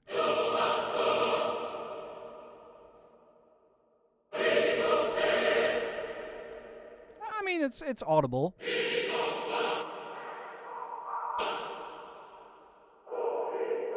A lot of that, that's where a lot of samples, the problem for me that a lot of sample libraries have, and that's taken care of there. Then we have a little bit of chorus, the energetic syllable. It's kind of the same thing. Come on. I think I lastly used that on the trailer track. They are pretty heavily processed. So they are a little bit more sharp because I had to have them cut through the mix. Yeah, there's a little bit of a raise there. If you don't like it, just turn it off and you're good. Again, all these EQ settings are just recommendations, or at least it's my preferred sound. That does not necessarily have to mean it's your preferred sound. And you have the ability to go into all of these settings and change them to your liking. Take that as a starting point and then adjust from there. But if you have little to not much experience when it comes to mixing, especially mixing sample libraries, I think it's still a solid starting point to get you going. Chorus, then a little bit of orchestral tools, Metropolis Arc, Ethera Gold, solo vocal, and Mirette from Jaeger. That's it. I didn't add much more. And lastly, we have sound effects, which is again Audio Imperial Jaeger, Heaviosity, Gravity, Gravity 2, and also a little bit of Symphonic Destruction. Fallout Music Group, Brahms, Pings, and again Keep Forest, Devastator, Breakout Pro. That's it in terms of sample libraries. And this is easily replaceable. Coming to the list of effects that I used, and there is some stuff that is just not easily replaceable. If you have little to none of the plugins used in this template, please don't buy it. I'm honestly saying that. Please don't buy it, because you cannot. There's a few plugins that you cannot replace with other stuff. At least not in the way that this template is supposed to work. So, looking at that, we have the stem print buses, which is the limiting stems that we talked about before extensively.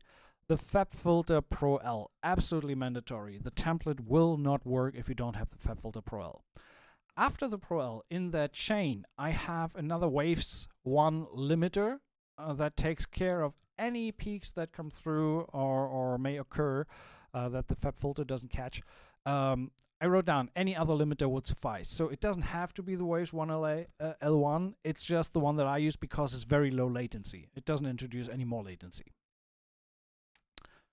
For the stems, like I showed, the Noise Ash Need Pre-Trilogy, it is a preamp emulation of a Neve console. I really love that one. If you have the UAD bundle, you have basically you have the Neve preamp emulation with UAD. You could even use the Slate internal one. Slate has one as well, and has a Neve preamp in its virtual mix rack. Technically, you could add, if we go to pre, you could add the preamp here. But one of the downsides is this one does not automatically change the gain. So meaning with a need, when I have the drive enabled, I can push it and it will not get louder. It will only get more saturated, which is exactly what I need. I want to introduce some analog console saturation to the sound without making it louder. And I just love the Noise Ash. It's on sale every now and then. This is the one where I say, okay, you could easily turn that off if you don't need it. It just colors the sound a little bit. Then I'm using the Slate Virtual Mix Rack, again, just for another Neve channel emulation, but in this specific instance with a bus type, not with a channel type. The FabFilter Pro Q3, subtle stereo widening, again, that's an optional plugin in the chain. The Waves J37, I like the sound of tape on my stems. What tape you're using, if you get the J37 from Waves, that's the one I use. Any other tape plugin would do, or none at all. I just like what it's doing through the sound. Again, in the mix, in the video, I did some A/B, what it's doing to the sound. Send effects. This is one of the biggest ones. For all the orchestra instruments for room, I'm using Berlin Studio. And I am absolutely in awe with the way this thing sounds.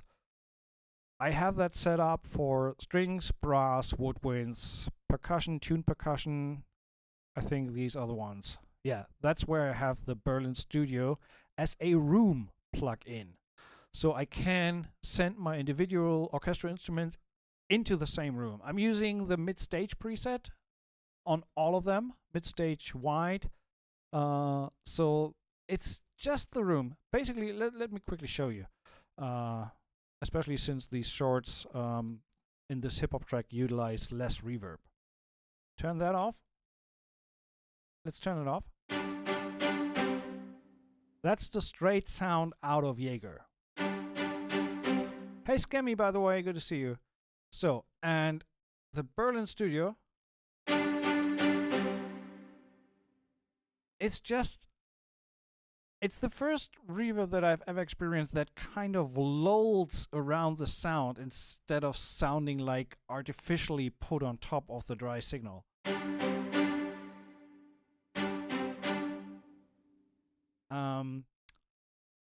If you don't have Berlin Studio, you can of course replace that. I introduced a version of Valhalla Room, for example. If you have that, if you don't have Berlin Studio, you could use Valhalla Room. It sounds, at least gives you another room emulation. So that's now Valhalla Room. So you could technically replace that, but I like the sound of the Berlin Studio much, much more. But I included, in this case, the Valhalla Room as an alternative if you don't have the Berlin Studio, because obviously it's a little more expensive with, I think, 149.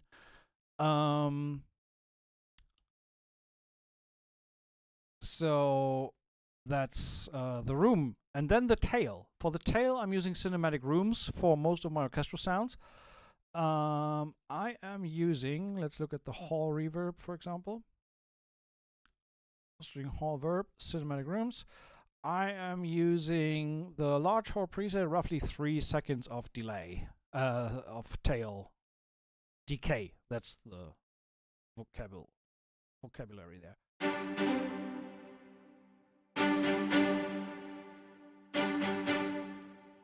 Obviously, for this hip-hop track, I had the strings a little more dry, which is another thing that I want to mention in regards to the template.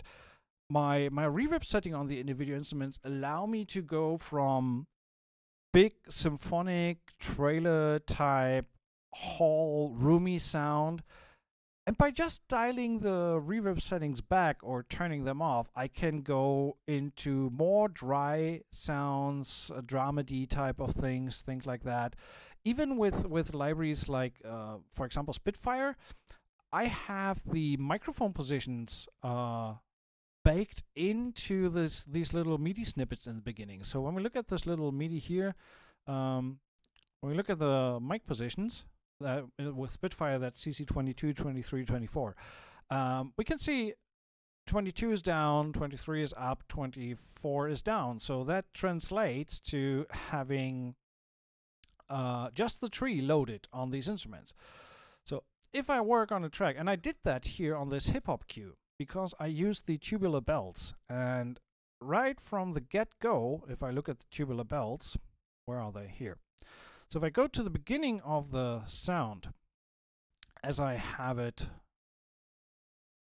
here.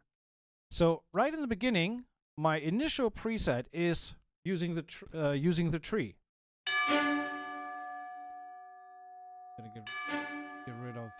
Gotta get rid of these. So, but the tree for the Spitfire percussion is very, very wet.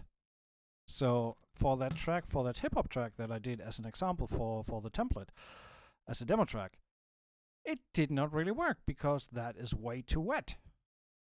So what I did is, before the track starts, I had a little MIDI package here, and when I look at the mic mix, so you see that I bring up the close mics and bring the other mics down. So I'm changing the sound completely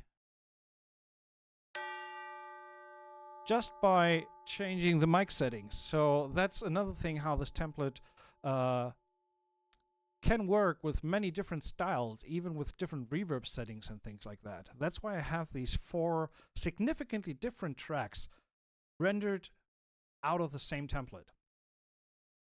So when we quick listen to that hip-hop track, sounds like this.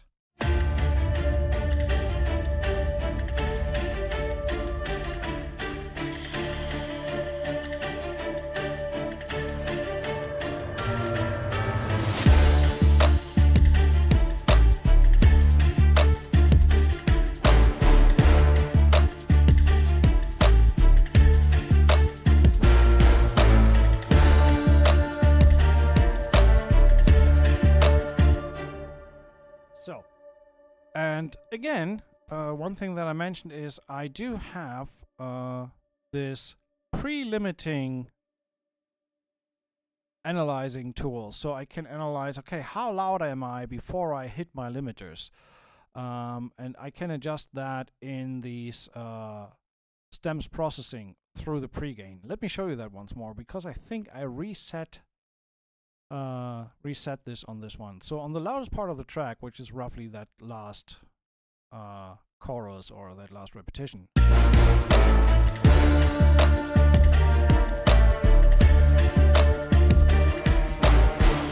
So we can see here minus 0.65, minus 1.3. I'm coming in really, really hot prior to the stem limiting. So what I would do in this case, after I'm done with writing a cue, I would go into my stem processing and that's significantly way too loud. I had the stems +6. Don't want that. So it should be like this. So when I now look at my pre-master metering, the loudest section of my track comes in at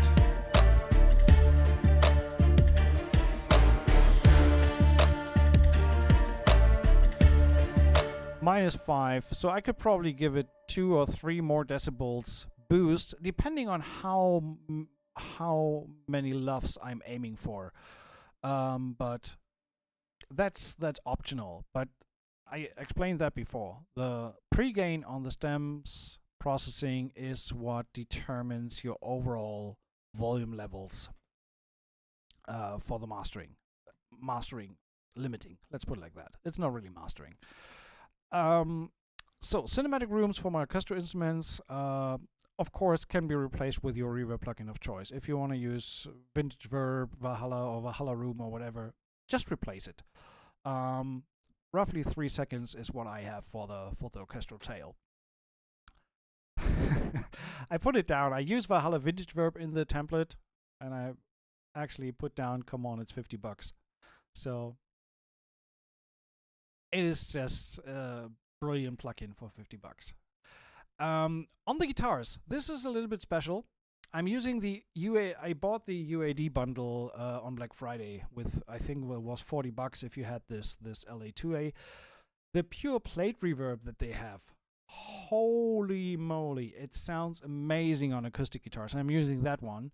But again, can easily be replaced with whatever reverb you prefer on your guitars, for example, if you have acoustic guitars in your track. So I'm using the UAD reverb. Let's quickly do an A/B, or give an example. Let's use the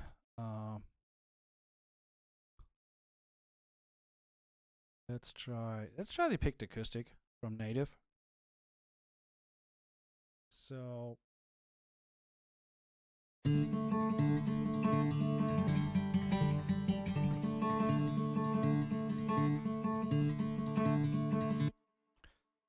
little bit of a weird sound. I don't like that. Let's use the other acoustic.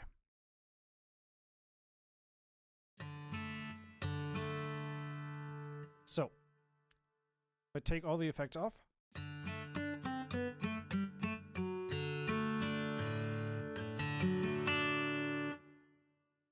adding the plate reverb to the sound.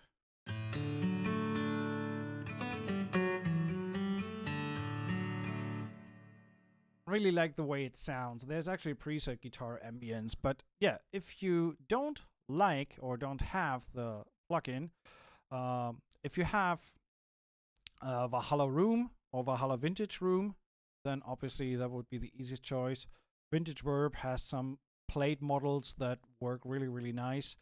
You could go with a large plate, gives you 1.94. I think that's roughly the same setting that I have on the UAD.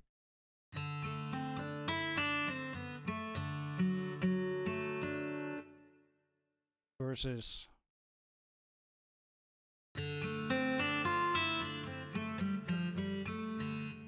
I mean, there's a reason why I really like that UAD plate. It sounds really, really good. But again, if you don't have it, don't worry, you can replace it with whatever you like. Going into Eventide Black Hole doesn't need any introduction. I mean, really, if you work professionally in the media industry, there's no way you don't have Black Hole. And for the keys, I'm using the Slate Lustrous plates. This is in there because I just tried it. It's part of the Slate bundle if you have that. Again, if you don't have, replace. And on the individual channels, the ones that I use the most, obviously every channel has the Slate Virtual Mix Rack, FabFilter Pro Q, and I have also all the EQ settings. I think I need to add that. I didn't put that into the project. I will do an update soon. I will put the list of the Pro Q presets additionally in there, so you have access to that as well. The Waves API, the 550A, uses that a lot on orchestral sampled strings and brass. The API 2500, I have that on a bunch of on a bunch of percussive patches as a compressor. I'm sorry, guys. I have to do a quick little break. I just need to use the restroom for a second. Bear with me. I will be back in a second, okay? So, see you in a little minute.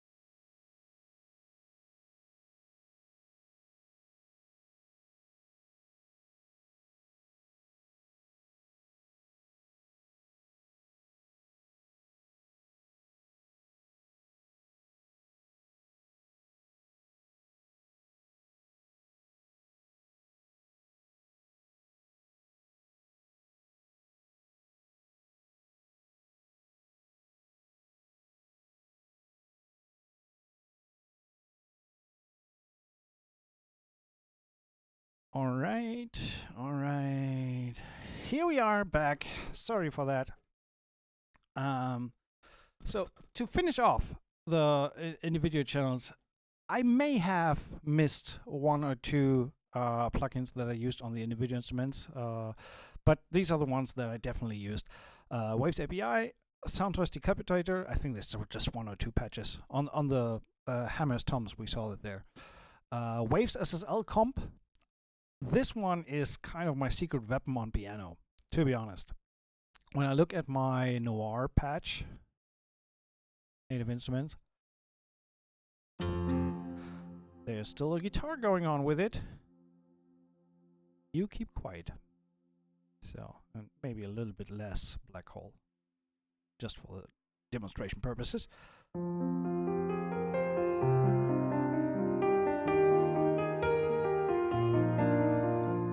So basically, it is the emotional patch as a basis. I think I didn't even change anything about it. Virtual Mix Rack, just the console emulation.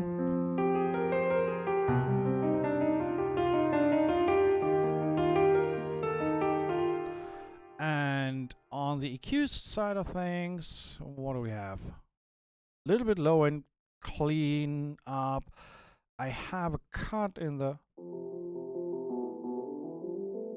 that range, 350.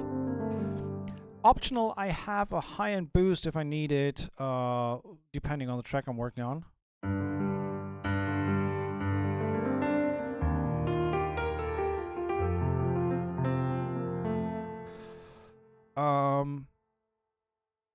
So, and then we have talking about the SSL compressor. There is a preset in the Waves SSL compressor that I absolutely dig. It's called the Lily White Piano.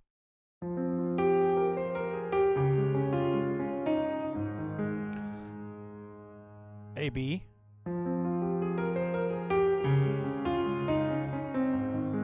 It tames these like peaking. It just gives amazing bite to.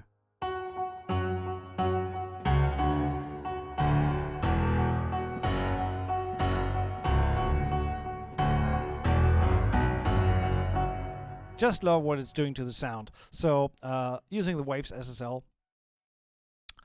Good Hertz Tube, I'm using that as a saturator on a few patches. Again, can be replaced with anything else. Klanghelm Muke, I did not put an alternative for that because this is by far my favorite compressor for acoustic guitars, especially for picked acoustic guitars and everything plugged basically, because it just sounds gorgeous, and it's like 29 bucks. It's not really that expensive, but I totally understand. You, of course, if you have a lot of plugins missing, you cannot buy all of that. That's why I'm talking about these possible replacements, what you can use. Then there's Waves Renaissance X that I use on the electric and sometimes on the acoustic guitars as well. It just happens to be a very, very good guitar compressor, but again, you're not bound to that. If you don't have it, you can even use the stock plugin compressor from Cubase, things like that. But again, my main idea was to give you the template that I work with on a daily basis, and also the sound that I have on a daily basis for all my work in terms of production music libraries, TV, and things like that.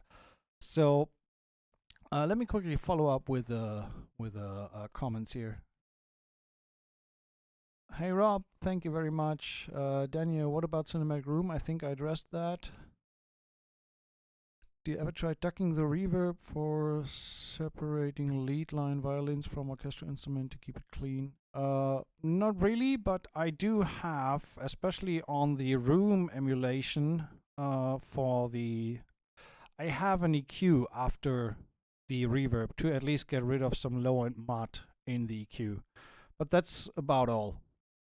Anything else, I usually just dial in through the reverb slider, so how much material I'm sending to the reverb. But I did use ducking techniques on vocals and things like that, of course. Just dude, really suggest to have an update with mostly Cubase stock plugins like the other templates, especially the Slate stuff. It's a nice suggestion. I'm not fully convinced I'm going to do that, but I will put some thought into it. Dantes, yes, that's EU law. Depending on where you are in the European Union, there is definitely tax added. Will only not be added when you're not part of the European Union. So if you buy from the US, for example, then you don't have added tax. Yes, the price is excluding that. All right. So that shall conclude this little presentation. And yeah, price, we haven't even talked about that overall. Yeah, have to mention that. There is a 2-week intro price. The template regular will sell for $189. It is on intro price for $149. And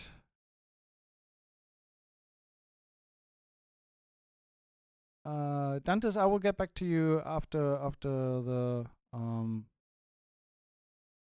the call. There shouldn't be tax added to US buys. I will figure that out. If you can just send an email to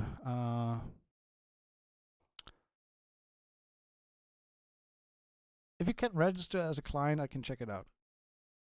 Let's put it like that. I can't do that on stream right now.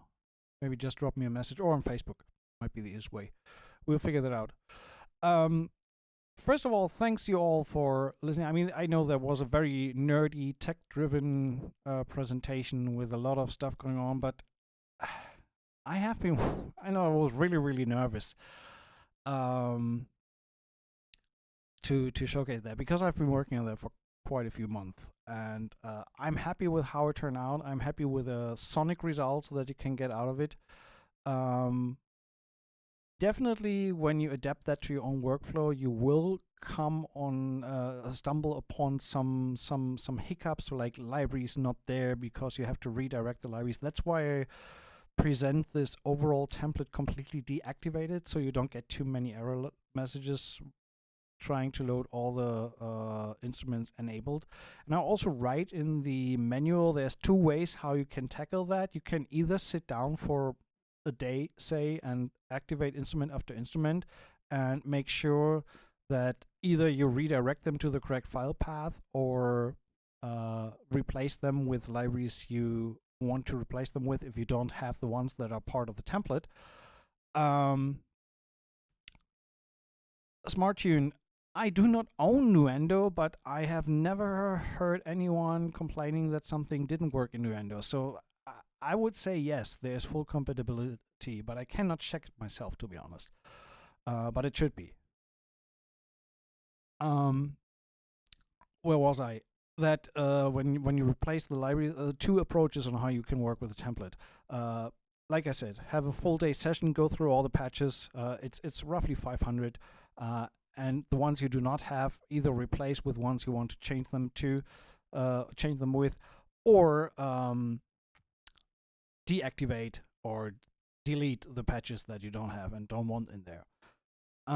Although I would not necessarily recommend that, because who knows if you get these libraries at some point later. Thanks, Jastude, for confirming that. The other way, and this is honestly, this is the way I would do it, and the way I usually do it. I don't do all the instrument at once. I do. First of all, the way I work is whenever I wrote something and I'm done, the next time I start a new project, I'm not loading the blank template, but I'm loading the last track that I worked on. And I just delete the MIDI data and keep working from there. Because that way I have kind of ongoing, with every new track, I kind of have the latest version of my template. And if you do that, working with this template, you basically can start a new track and just enable one instrument that you need, the piano, for example, and when you then activate the Caspian brass because you want to lay down some trumpets, some horns or whatever, and you get the error message that it cannot find the sample library, then you can just relink it if you, given you have Caspian, and then save it. And the next time you open it, that patch is fixed. So over time, the more you work with it, the more patches will be fixed depending on when you activate them. How you handle that, I cannot really help you with that. That's your decision. I can understand people who say I will go through all of that and just make sure that it works, whatever I activate. And some people just don't care and say, okay, whenever it pops up, I will fix it then as I go along. Both are totally valid possibilities. That's basically it. So the template is available now in the shop, $149, 2 weeks intro price. You there's a lot of the information is in the text here as well. The manual is linked. You have the included plugins and libraries linked. There is the demo tracks that the template comes with. Again, keep in mind, only for private use. You cannot use these tracks commercially. I still own the copyright to them, but you have the full sessions as Cubase session and as bounce session in audio as part of the template. And that's basically it. Wow, that was a long session. I'm so glad I need to drink something. I thank you so much for sticking with me for so long for this time. I really hope that you, if you buy this template, that you dig it. I try to be as accessible as possible for customer support if anything doesn't work. I did a bunch of beta tests with a few friends of mine, and it seemed to work fine overall. But yeah, get in touch if you buy it and something is not working for you. Please let me know. Thank you so much, and I see you on the next stream. Have a wonderful start into the year. I see you soon. Bye bye.